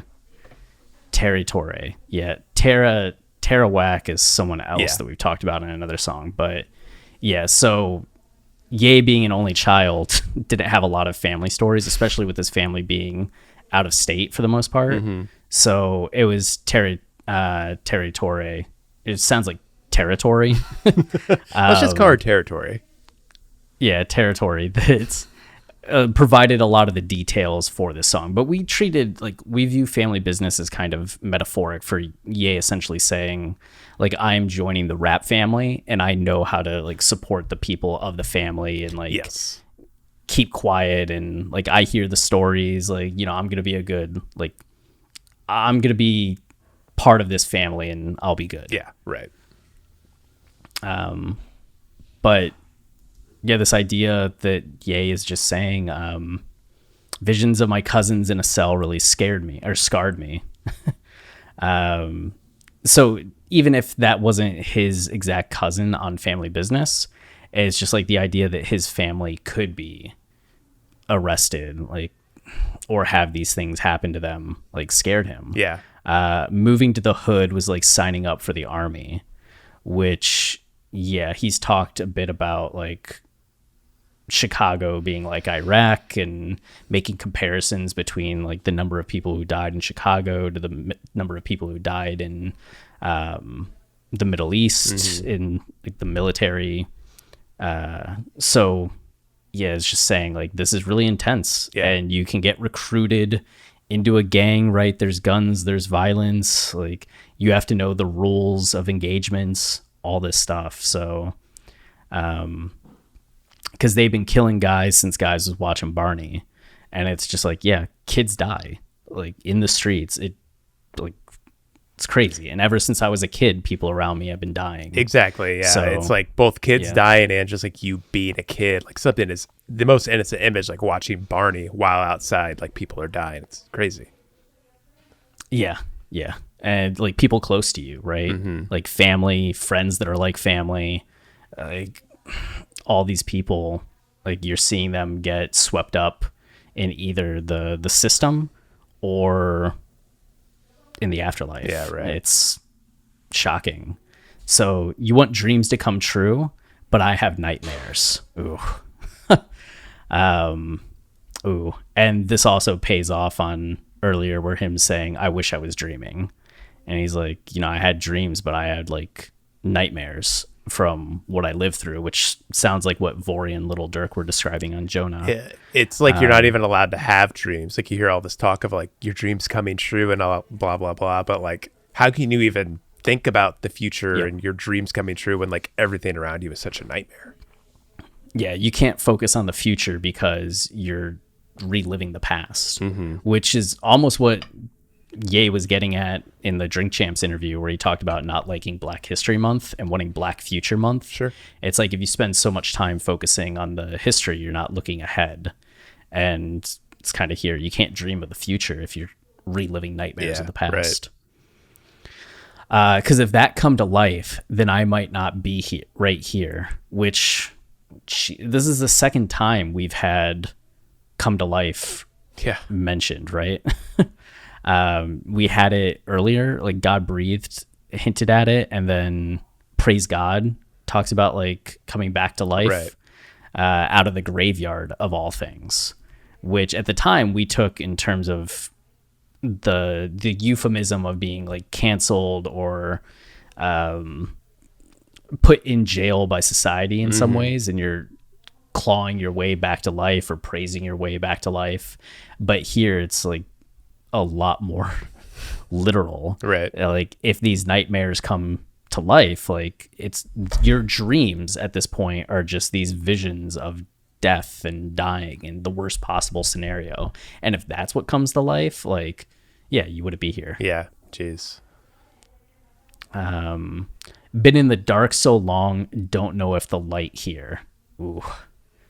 So just getting back to that idea of depression, right? Essentially, been in the dark so long, don't know if the light here is you've been down so much, you don't even know what's upstairs. Right. It's just a reiteration of that. But it's this time also personal. Like before, it's like you've been down, you don't know if there's anything greater above you or around you. And now here, it's like you've been in the dark so long, you don't know if you still have light within you. You don't know if you have that spark. Can you smile? Can you just find joy again? Can you find art again? Like there's a lot of implications about what you're able to do if you don't have light within you. That's so true. Just thinking about like the darkness within or the light you can find, or like the dark that consumes your soul and represents like a bad afterlife versus like the light of heaven. And just like how that darkness and lightness exist here on earth, both outside your body, within your body. Like that's definitely a huge part of this album and a huge part of the song. And I don't know if I don't think I would make this connection. Like I would stand by this connection, but it might be worth pointing out in the chorus to Believe What I Say, we get, don't let the lifestyle drag you down. Who knows when was the last time you felt the love? One last sparkle to follow in my lights. And you get that idea of like one last sparkle, right? To follow in my light, that there's going to be darkness and that this light is now gone. And now it's like been in the dark so long, don't know if the light here. Yeah. Interesting. But I'm just reaching for the stars like Buzz Lightyear, which we just had a song called. Yeah, that is very much a Kanye line. And we had the song Moon, right, which kind of gave Donda a sense of outer spaceness to it, right? Right. So then when you get Buzz Lightyear, who's an astronaut who talks about going to infinity and beyond, when you're talking about reaching for the stars, it just makes you think of Moon and the emotion of Moon and that like don't leave so soon, right? And this person that you've lost essentially going off to the moon. So reaching for the stars is almost like reaching for that person that you've lost. Yeah. And paired with the imagery of Barney and like this, these very childlike images and entertainment, like, oh yeah, reaching for the stars like Buzz Lightyear, like it positions Kanye as a kid, because like as a kid you can have these naive thoughts that you can do anything and go to infinity and beyond.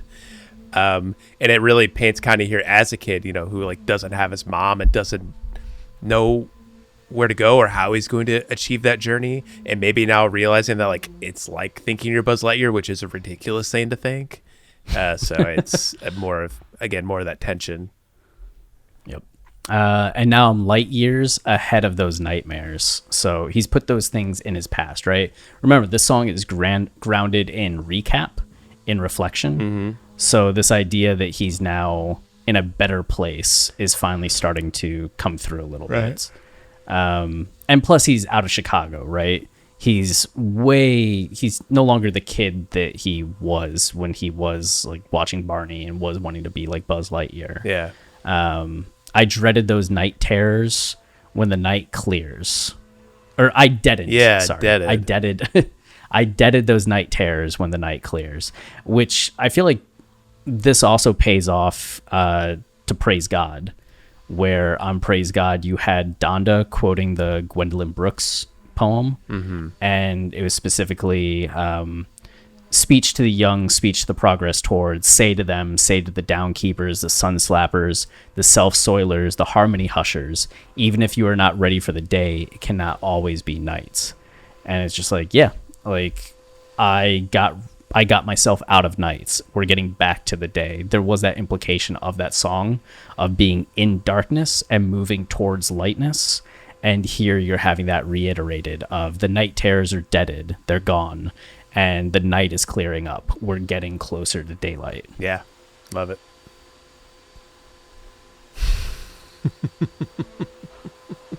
Little vacuuming going on. A little vacuuming going on. It's all good. Just sucking up those demons that are in your house. That's right. Which there are plenty of little furball demons. Is it too annoying? No, it's pretty faint. Okay. And if I talk to Christ, can I bring my mother back to life? Wow, there it is. Man. Which is like heavy, right? We already had come to life just mentioned a little bit ago, because if that come to life, now it's back to life. And we talked about like God breathed and the breath of life there, as well as praise God coming back to life. And now here we are with Ye saying, can I bring my mom back from the dead? Oh. Yeah, and then if I die tonight, will I see her in the afterlife? It's just so interesting to think these lines come after two lines that feel good. You know, he's light years ahead of the nightmares, and he's dead in the night terrors, but he still needs his mom. Like, that is still something in his life that's a constant that I guess you don't ever really get over that. Like, you always need your mom there to help you through something. Yep. And, I mean, it's going back to... like, he's past those night terrors and the night's clearing, but he still has been in that down spot, right? And is still feeling that call of, like, is the party up there? Like, should I go to her? Like, what will I find there? And having those things kind of not going down that path. Mm-hmm. It's like there were things that bothered him as a kid that he's gotten past, but now there are things that are bothering him as an adult that he also needs to work through and get past. So it's almost like the fears that he had as a kid from how dangerous Chicago was are being compared to the fears and the terrors that he now has from losing his mom. And they're two different phases of life. And hopefully the implication is the same way that he was eventually able to work through his younger fears and put them in his past. He's able to work through his present day like fears and struggles and put those in his past. Yeah. Yeah, thinking about that, like, if I die tonight, will I see her in the afterlife? I could see someone seeing that line and treating it as suicidal. But he's already talked about suicide in this verse, and now he's like moved past the night terrors. Like, I feel like he's past suicidal thoughts, which is why, like, in the Drink Champs interview, when he was like, you know, he was talking about the story of the policeman pointing the gun at his head.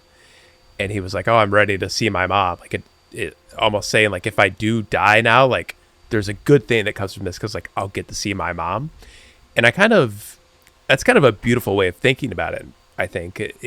You think about the 24 music video, too, and, like, him floating up to heaven. Like, you could get these ideas that, like, does he have these thoughts of suicide? But I think it's more getting at this, that you're okay with dying. You don't commit suicide. You don't bring death in. You don't let the Reaper in. But if you do die, like, you've moved on to something greater, which I think creates motivation to do good here on Earth. Like, you're not scared of dying, so like you don't. When you're not scared of dying, like, you don't care what people say or think about you here on Earth. Like, if you're going to be chastised by the media and the world for like all the things you do with it, like, if you think you're doing good, just do it. And I'm starting to see that in Kanye. Like, that's starting to be the energy I'm reading to him. Whereas a few years ago, I would have thought he still had suicidal thoughts, thinking of like Kids See Ghosts. But now I think he's just like on this mission and just like fearless of death. And that's more of the energy I get from him. You find comfort in transcendence, in the promise of transcendence, but it's not something that you need to actively seek out. Yes. Right. And then he says, well, I see her in the afterlife, but he stops those thoughts, right? Like back to reality. Yes. Like, I'm no longer dreaming about these things. I'm no longer having nightmares about these things. Like, we're moving back to reality. But he follows that up with where everything's a tragedy, which is pretty sad. But back to reality seems to be a reference or interpolation. There were some people that were pointing out, like, is it a reference to Lose Yourself? Which in the first verse, Eminem's like, the clock's run out, time's up, over, blouse, snap back to reality, oh, there goes gravity, oh, there goes gravity, choked. He's so mad, but he won't give up that easy. No, he won't have it. He knows his whole back's to these ropes. It don't matter. He's dope. He knows that, but he's broke. He's so stagnant. He knows when he goes back to his mobile home, that's when it's back to the lab again. Yo, his old rap shit. He better go capture this moment and hope it don't pass him. I'm just staring at the camera. Yeah, sorry, I didn't have to do all of that, but I couldn't stop myself. Couldn't. But it's this idea in that first verse that, Rabbit, Eminem's character in 8 Mile, is at this rap battle, and he's nervous, and he like throws up, and he's choking, and it doesn't go the way that he wants it to. And he has this moment of like fear, and then he comes back to reality and like realizes how awful things were in that aftermath. So it's really a verse that's about like failure, but over the course of Lose Yourself, Rabbit goes from that failure that starts in the first verse to becoming a bigger and bigger artist and finally like succeeding. There's triumph at the end of everything, which is exactly the journey of the movie, right? 8 Mile, Eminem starts out in this bad place, but eventually ends in a much better place. If I remember 8 Mile correctly, right? I don't remember 8 Mile correctly, so we'll let the viewers decide, or the listeners. Yeah. So there could be this idea of like, you're back to reality where everything's a tragedy, and 8 Mile, Eminem's reality at the start of that movie really is like a tragedy. He's like in a impoverished area of Detroit doing like anything to try to get by and find his dream. So you can make that connection, but the more likely reference going on here is Back to Life. However Do You Want Me by Soul to Soul, which is such a classic jam. It came out in 1989, and it's that like, however do you want me? However do you need me? Yeah. However do you want me? And actually Sunday Service did a performance of this back in 2019, like when we first started seeing some of the early recordings of Sunday Service.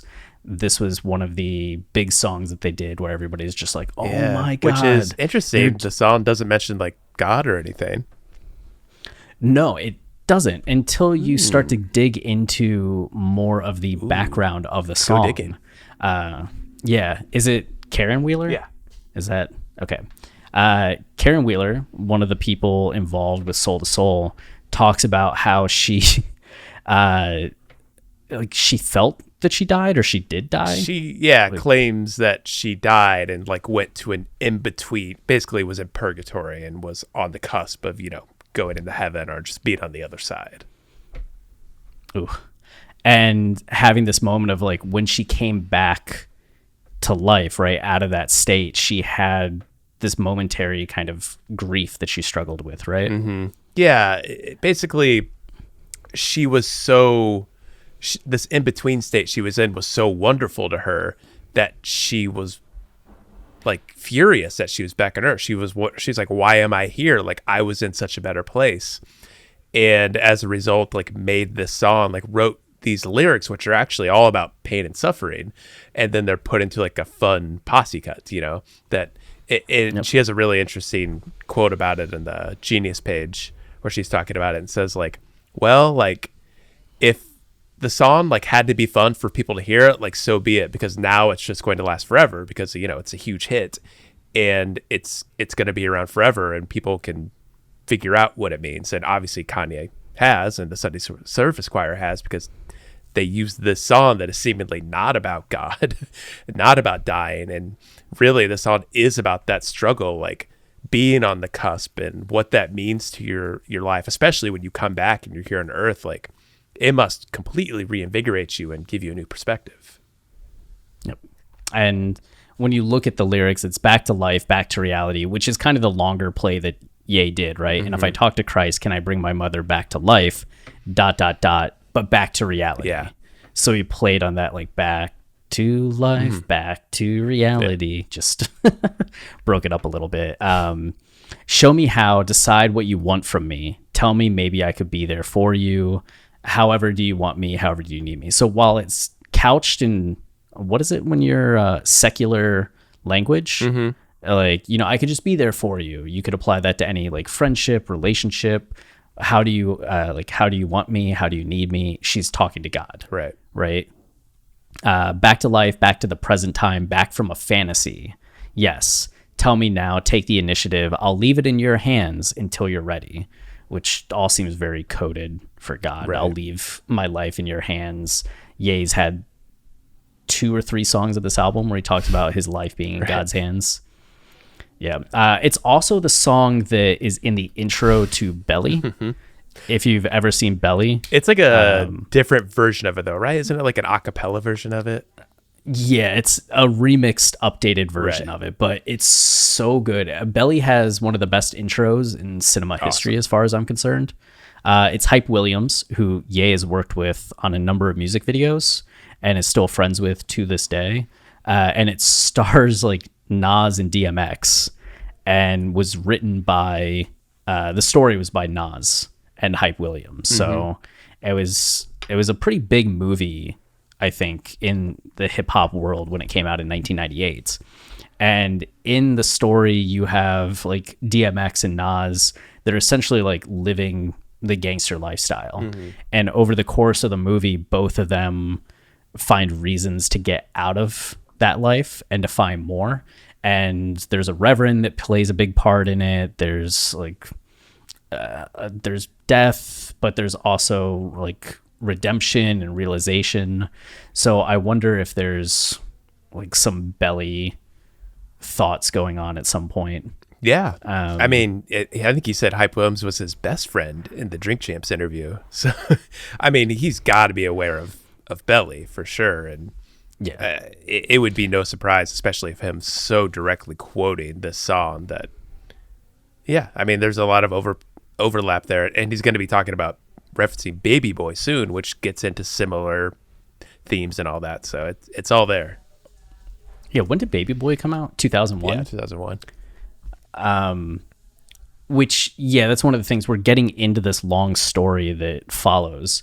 That's essentially just like how people get into like gang life, violent life. How does this systemic violence or secular violence start to occur? Right. Which feels very much what Belly doesn't necessarily get into maybe as directly, but Belly is a byproduct of that and is looking at characters who may have had backstories similar to this kid, right, and end up really trying to get out of that fantasy, like out of that life and back into something resembling reality.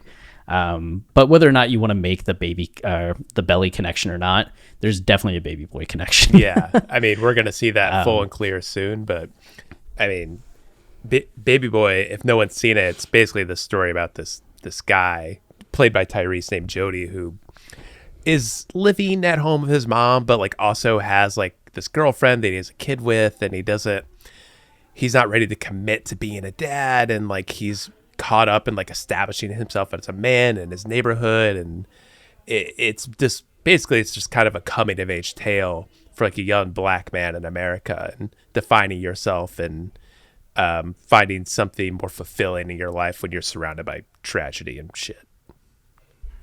Yes. Yeah. Which is a movie that you've been a fan of for a while, right? Oh yeah. Love John Singleton. He's one of the best.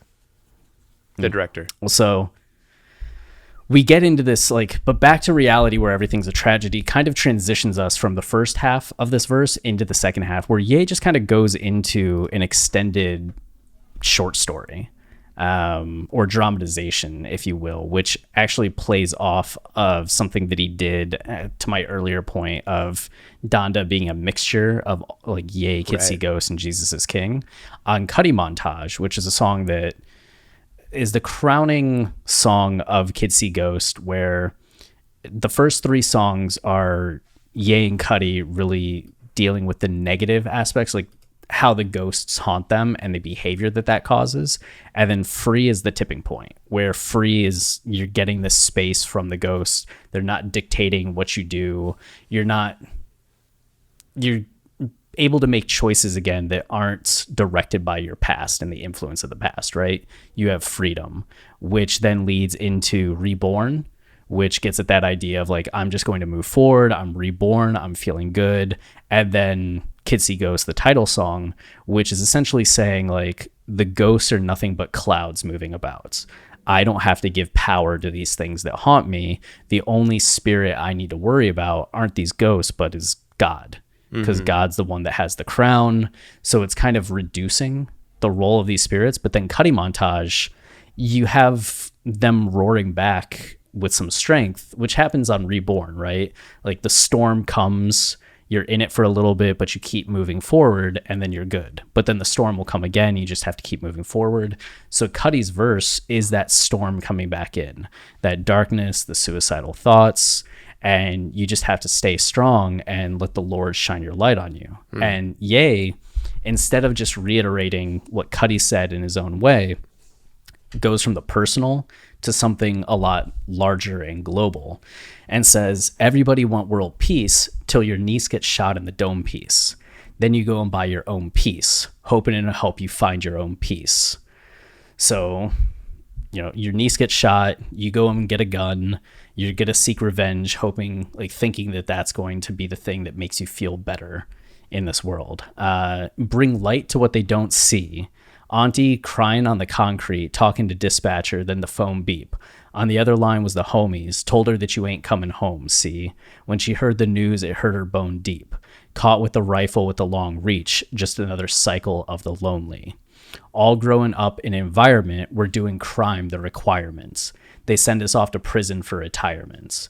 So it's, yeah, caught with the rifle with the long reach. So it's either that the kid there, that's you in the song, right at the beginning, who goes and gets their own piece, gets revenge and gets arrested and gets sent off to prison for retirements, so to speak, or gets caught by somebody else and is just another victim in this cycle of violence. Either way, whether the person seeking revenge lived or died, they're either like arrested or a victim, right? Yeah.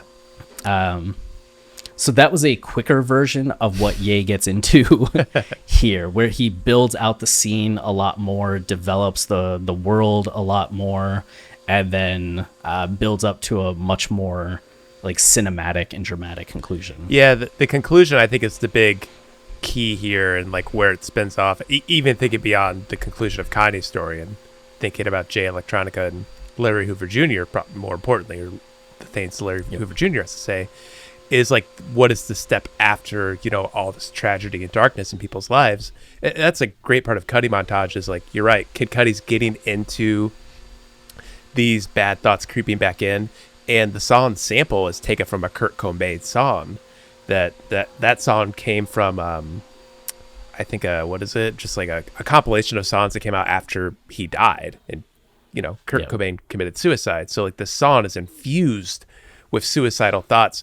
And it ends with this story about just like people being torn apart by tragedy and gun violence. And there's really nowhere to step forward after that other than Lord, shine your light on me, save me, please. It's just this hope that we can do better and move on if we accept God into our lives. Jesus Lord is like, you're right. It's really an extension of that. The Kanye story, like there's more to the characters. There's more going on. We're seeing the struggles a little bit more. And then ultimately we're going to get Larry Hoover Jr. talking about his dad and not having his dad and getting the suddenly real glimpse into like how it's hurting people here on earth and like real life. And that to me is a much more compelling call to make change. Like you have this very real political situation happening here that Kanye is actively trying to fix. Like it's not just something like you're speaking to people to like find God. Like here's something you can do to like create good in the world and move us forward. Like this update, the cutting montage, it's just crazy that Kanye did this. he took an already amazing song and like, took it through the stratosphere, Yeah, and keep in mind that like Lord, shine your light on me, which will come in at the end. And as we read through this, also keep in mind Larry Hoover Jr. talking about, because the conditions in this capitalist society is what made him, and referring to Larry Hoover, his father, who was arrested in 1973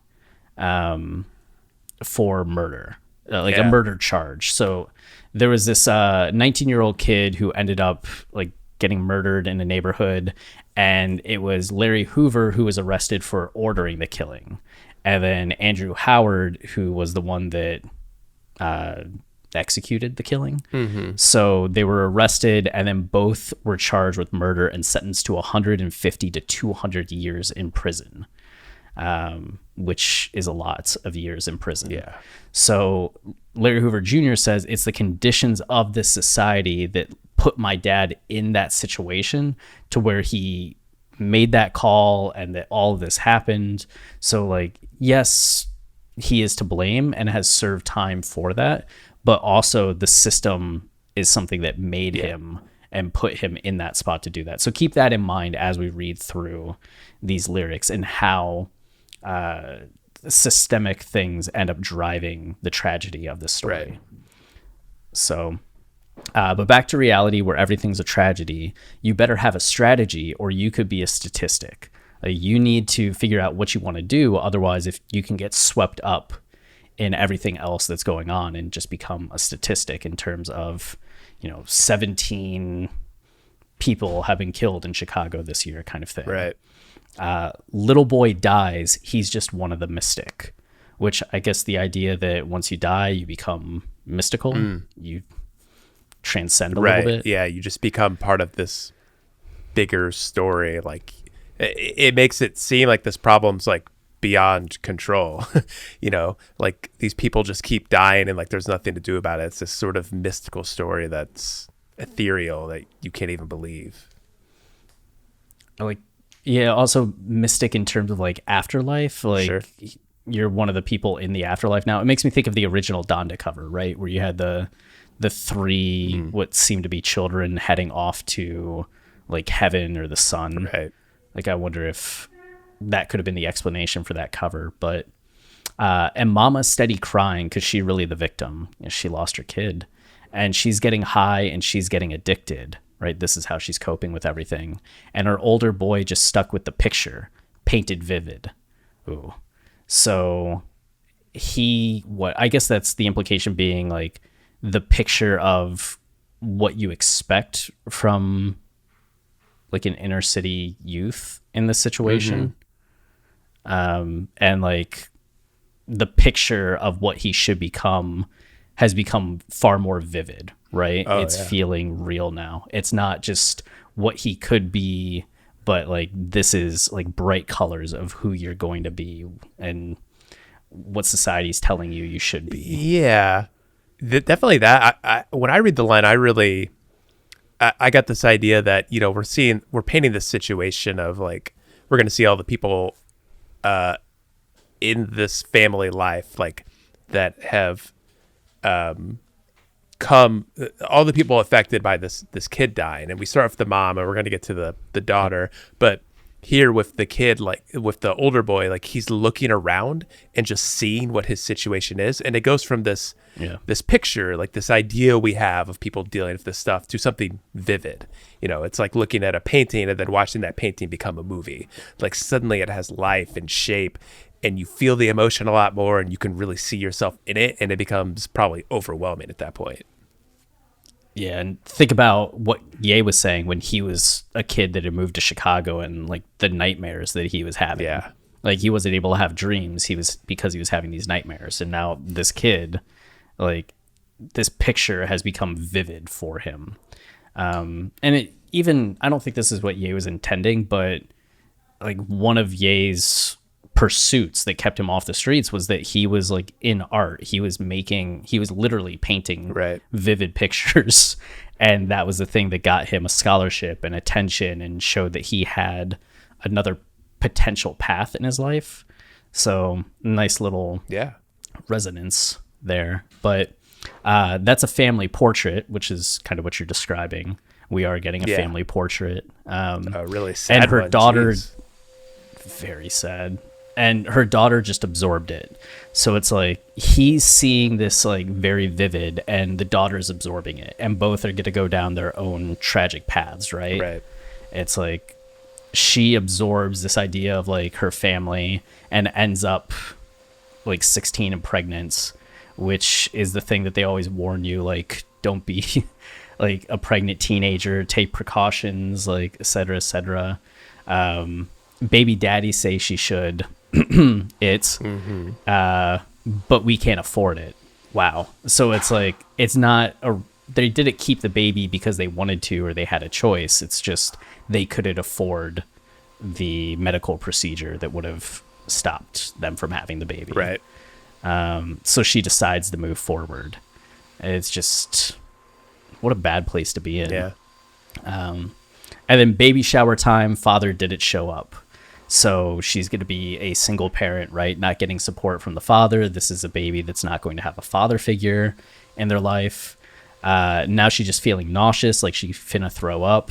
Like, yeah, the implications of this, like not just feeling the short-term lack of support, but feeling the long-term lack of support, the long-term implications of this has her feeling sick.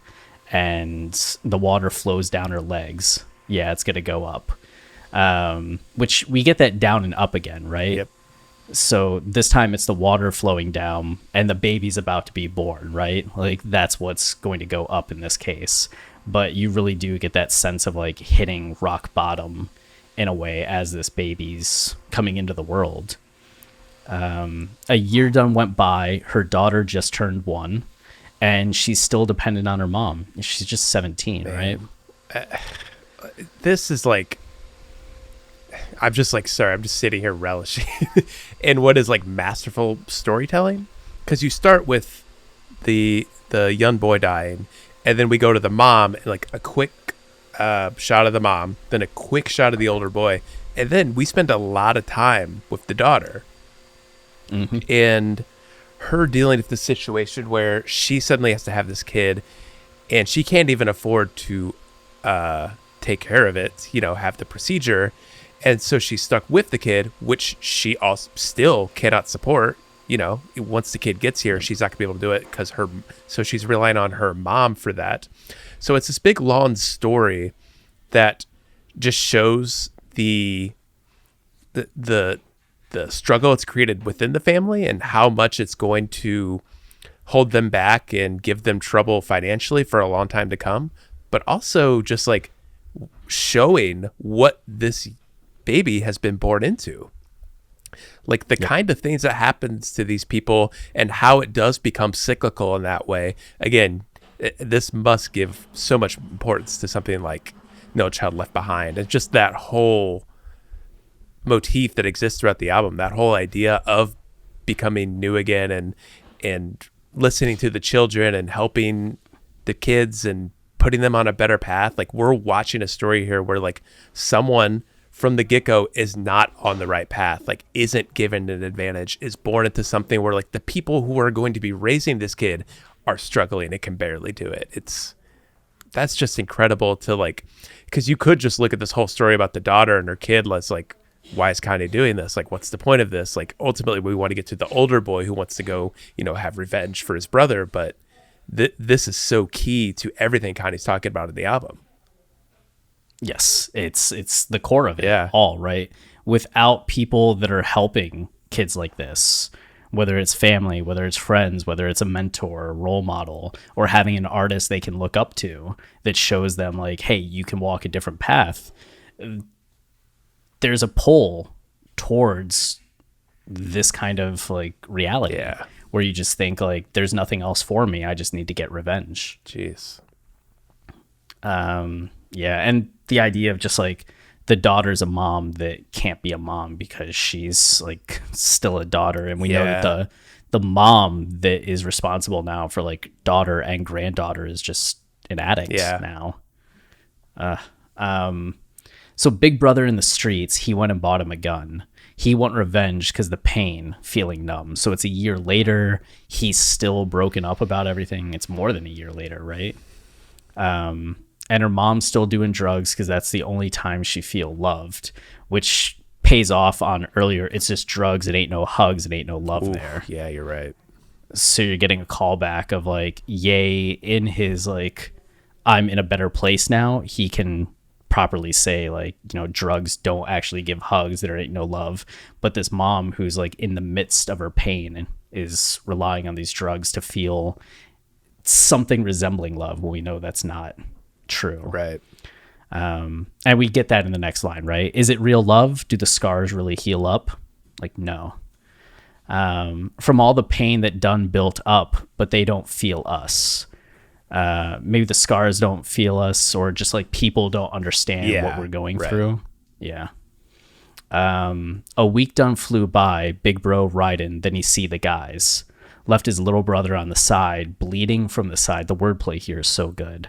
So he sees the guys that left his little brother on the side, which side of the road you imagine, bleeding from the side.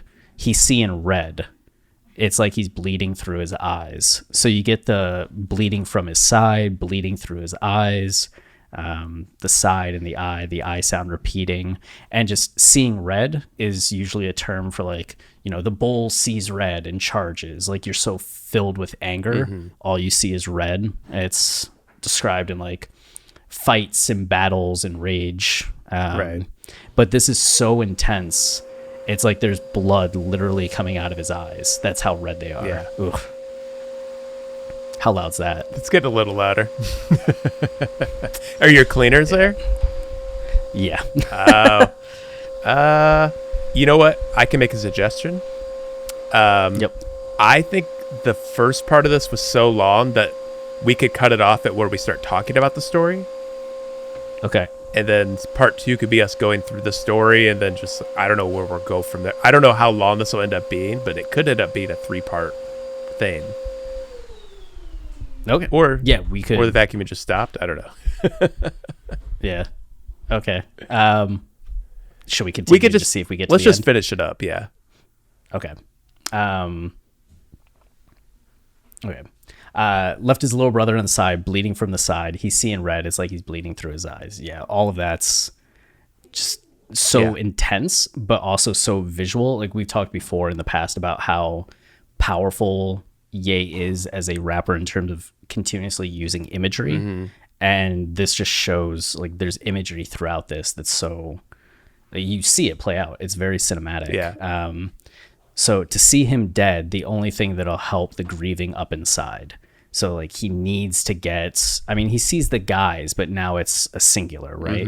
To see him dead, even let him get the last meal. So he's like stalking these guys, watches the one as he goes and gets something to eat, and is thinking like that's going to be your last meal. Yeah. He done with the streets after this. This is last kill. Oh man.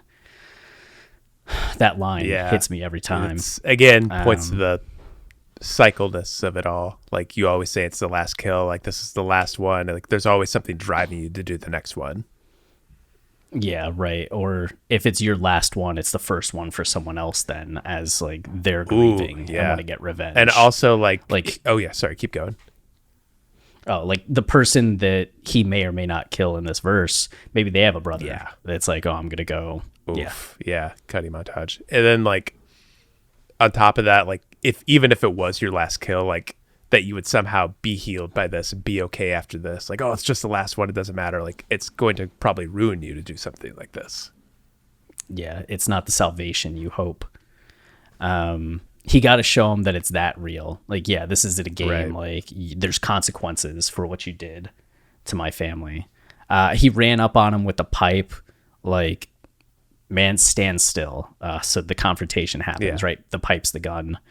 You took my brother life. You made my mother cry. Tell me one reason I shouldn't send you up to Christ. So even though he's so determined to do this, there's still... Like, if you're that determined, you're not going to have the conversation, right? Mm-hmm. You wouldn't say, like, tell me one reason I shouldn't send you up to Christ. But you could tell that there's probably a little bit of conflict. And he's just like, you know, I'm giving you this opportunity. And how's the kid respond? He said, go ahead, take my life. I've seen everything but Christ, which is so sad that this kid is at a point where he feels like he's already experienced everything that he could possibly experience and that he's just ready to go and meet his maker. Right. And this also comes back to Ye talking about, like, you know, is the party upstairs? Like, I want to go see my mother. Like, can I see her in the afterlife? Like, there's that sense of someone that's that ready to move on, and the bleakness of that perspective, rather than finding things in this world to still cherish and fight for and want to live for. Like, man, like how brutal to be at that point where you're just like, yeah, go ahead and take it. It is such an incredible moment that two people come together that probably have very similar experiences and can relate to each other a lot and are both stuck in like terrible situations, and there's violence that is tearing their communities apart, and they suddenly have this moment with each other where they do kind of connect in a way. They may not even realize it, but like they're both hurt. Like they're both inflicting pain on each other now. And and probably both empathize with this idea of like being ready to go to heaven and like be with your loved ones. Like, you've seen everything here. Like, I'm ready to move on. I don't care. It's such a great moment. Like, you could see it playing out at a movie. We do see it play out in a movie where like it is kind of like this self-confrontation that happens. In the movie Baby Boy, the John Singleton movie, Tyrese ends up at one point in the movie, he's in a feud with, I don't know why, Snoop Dogg. Rodney. Okay. And Snoop Dogg does a drive-by on Tyrese and misses him, but Tyrese has this vision of like, oh my God, I thought I like was hit. I thought I died. And there's this whole arc to get back at Rodney, sorry. And finally, Tyrese and his friend track down Snoop. They shoot. He's down on the ground and he's injured. And Snoop turns to them and is like, you know, finish it. Like, end me. Like, I've seen everything but Christ. Yeah. So he just like challenges them at that moment. He's already shot. He's on the ground. And he's just like, do it. Like, I want you to do it. I've seen everything but Christ. Come on. And in that moment, Tyrese, who has the gun, hesitates. And he briefly sees himself as the guy on the ground and realizes that, you know, he's just taking the life of somebody that's similar to him. Yes. Or if he does this, he's ending his own life in a way that he'll forever be changed by this, as you were just saying. Yeah. And there's no way to come back from it. So he doesn't pull the trigger and is going to show mercy to Rodney. But his friend doesn't hesitate. And his friend pulls the trigger, which leaves Tyrese just kind of in this really broken place. Where at the end of the movie, it actually ends with Tyrese's mom's boyfriend, who's played by Ving Rhames. One of the best showing performances ever. It's incredible. It shows up into Tyrese's room as Tyrese is like still holding the gun and like sobbing.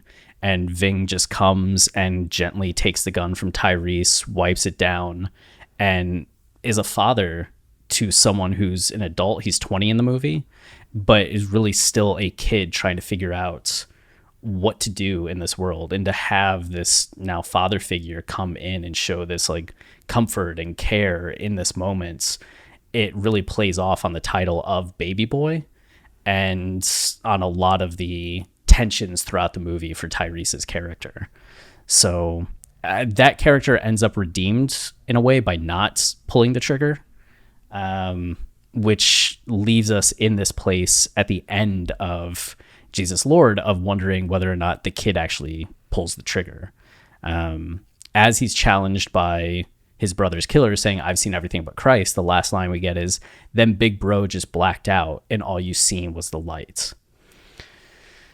The implications of that are either in that moment, he was just so hyped on adrenaline that he kind of blacked out, as what happens with a lot of people that are hyped on adrenaline, and pulled the trigger, right? The gun firing in the night is what created the lights. And that would be the worst ending that this story could have. Or it's possible that in this moment where this kid mentions, "I've seen everything but Christ and send you up to Christ," that essentially God intervenes, right?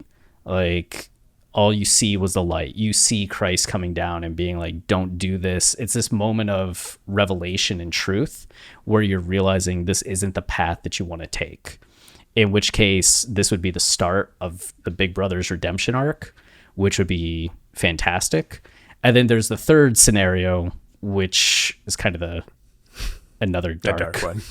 scenario, which would be, I mean, it mentioned earlier that he sees the guys, right? And he's just been following this one guy at this point. It's possible when he's about to pull the trigger that the killer's friend is also there and ends up getting the jump on the Big Brother and pulling the trigger first, killing the Big Brother. Yeah. It is interesting, too. In the Genius comments, people mentioned Boys in the Hood, which is a movie very similar to Baby Boy, probably because it's also directed by John Singleton, where a similar confrontation happens where Ice Cube has this decision of whether he's going to shoot this guy or not, and he does end up shooting the guy. So it is interesting to think that, like, the situation we see play out here in the song and the two different possible scenarios that could result from it do play out in John Singleton movies and have very different implications for both of those characters. Because I do believe at the end of Boys in the Hood, we just like learn in a little epilogue that Ice Cube died, you know? So like it could be getting at this larger idea that like there is redemption, there is a better path for someone who decides to like not shoot and try to create peace in the world. So yeah. Yep. Which, I mean, Belly has characters as well where like some of the characters end up walking down a tragic path because they won't get out of the life. And then you have other characters that decide to go the other direction, and that's find religion, get out of the life, and they all have better conclusions. Yeah, right. But it's such a powerful way of rendering that. And we talked a lot about on Life of Pablo, the fact that that album is based on the story of Paul the Apostle, where Paul was originally a sinner who typically popularly is referred to as Saul when he isn't Christian and is persecuting Christians and is murdering and just kind of a dick overall. Yeah. And then on the road to Damascus, God appears before him as this blinding bright light, and Saul actually loses his vision as God's just like, "Yo, you've been like kind of fucking up, like stop it." And Saul's then cared for a few days by these Christians who comfort him, take care of him, and finally his vision's restored. And after that, he's baptized, goes by Paul now, and becomes one of the main prophets and eventually a saint, and wrote most of the New Testaments. So the Life of Pablo is based on that journey of going from sinner to saint, from Saul to Paul. So this idea of like seeing the lights often refers to the road to Damascus story that involves Paul. So having this like kid that blacks out and sees the light is very much in that Paul redemption story kind of vein as well. But just, we talked a few times about how this song has had other references to like down and up tensions, and now to have like blacked out and seeing the light, just, it's a classic contrast between light and darkness, Right. but it's just so powerful when used over the course of this verse that is so steeped in saying like, I've been going through these dark times and had all these dark thoughts, and I need Jesus. Like, I need God. I need light in my life.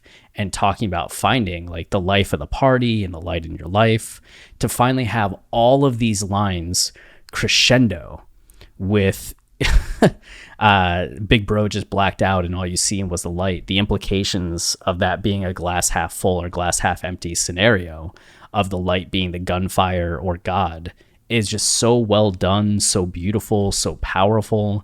And people always talk like, oh, Kanye's not like a great lyricist in the way that, you know, J. Cole is, or Kendrick, or Jay-Z. No one else is doing a verse like this. I mean, maybe Kendrick could, but nobody else. It's just Ye and Kendrick are the only two that do verses that are this literary and this cinematic, and have a beginning, middle, end, themes that develop over the course of the verse, the payoff, like the imagery. It's a masterclass. Yeah, and Kanye, just like, I feel like, you know, we're bringing up Kendrick Lamar, who of course is the other GOAT in this scenario, but God, Kanye, just like, it feels like he's doing even more though. Like, he still feels like he's in his own class when you think about the rest of the song. You think about that outro for Larry Hoover Jr. and how it plays off this very real scenario he's thought about, and the ideologies that are going through his head, and the personal struggles he's going through. And then Jay Electronica, like, whose verse feels like larger, you know, it's like speaking about the world at large and like the foundation of religion, and like how that warps the way you think about yourself. Like, it just, the amalgamation of it all is so gargantuan and so fantastic and so profound. It really does feel like just this moment, you know, it's the apex for Kanye storytelling, as far as conveying his ideas, postmodern like music making. Like, it's just so, everything about it is so avant-garde and incredible, yet like simple and real and true. Like, it just, like, it's everything. It's doing it all. Yep. It's the Terrence Malick of songs. I like that. Yep. Go watch a Terrence Malick movie. Yeah, it's basically like listening to Jesus Lord. Yes, actually, yeah, essentially. Like, To the Wonder. No, that's Tree of Life. Tree of Life is the equivalent to Jesus Lord. Yeah, and listening to Terrence Malick's commentary track for that movie is like listening to us talk about the song. Yes. And then the song also brings us full circle with that idea. Tell me if you know someone that needs Jesus Lord. So like, this is someone that needed Jesus Lord, and that needed Jesus Lord, that needed Jesus. Wow, yeah. And does he like get him at the end or not? Like, and it's so well done. It also just speaks to like, what could have this boy's life have been if like you had reached him sooner, and if you had brought him to Jesus sooner, and like he had gotten past these darker thoughts. Like, how important it is to reach out to people and do good and prevent these kinds of things from happening. Yep. Which can't help but think of No Child Left Behind being the final song on this album. God, jeez. Give applause. So we'll be back for part 2. Part 2, part 3, part whatever it is. I don't know. Yeah. We'll figure it out. Thanks for listening. Yeah. And until we get to the next part of whatever part it is, please keep it wavy. Stay loopy.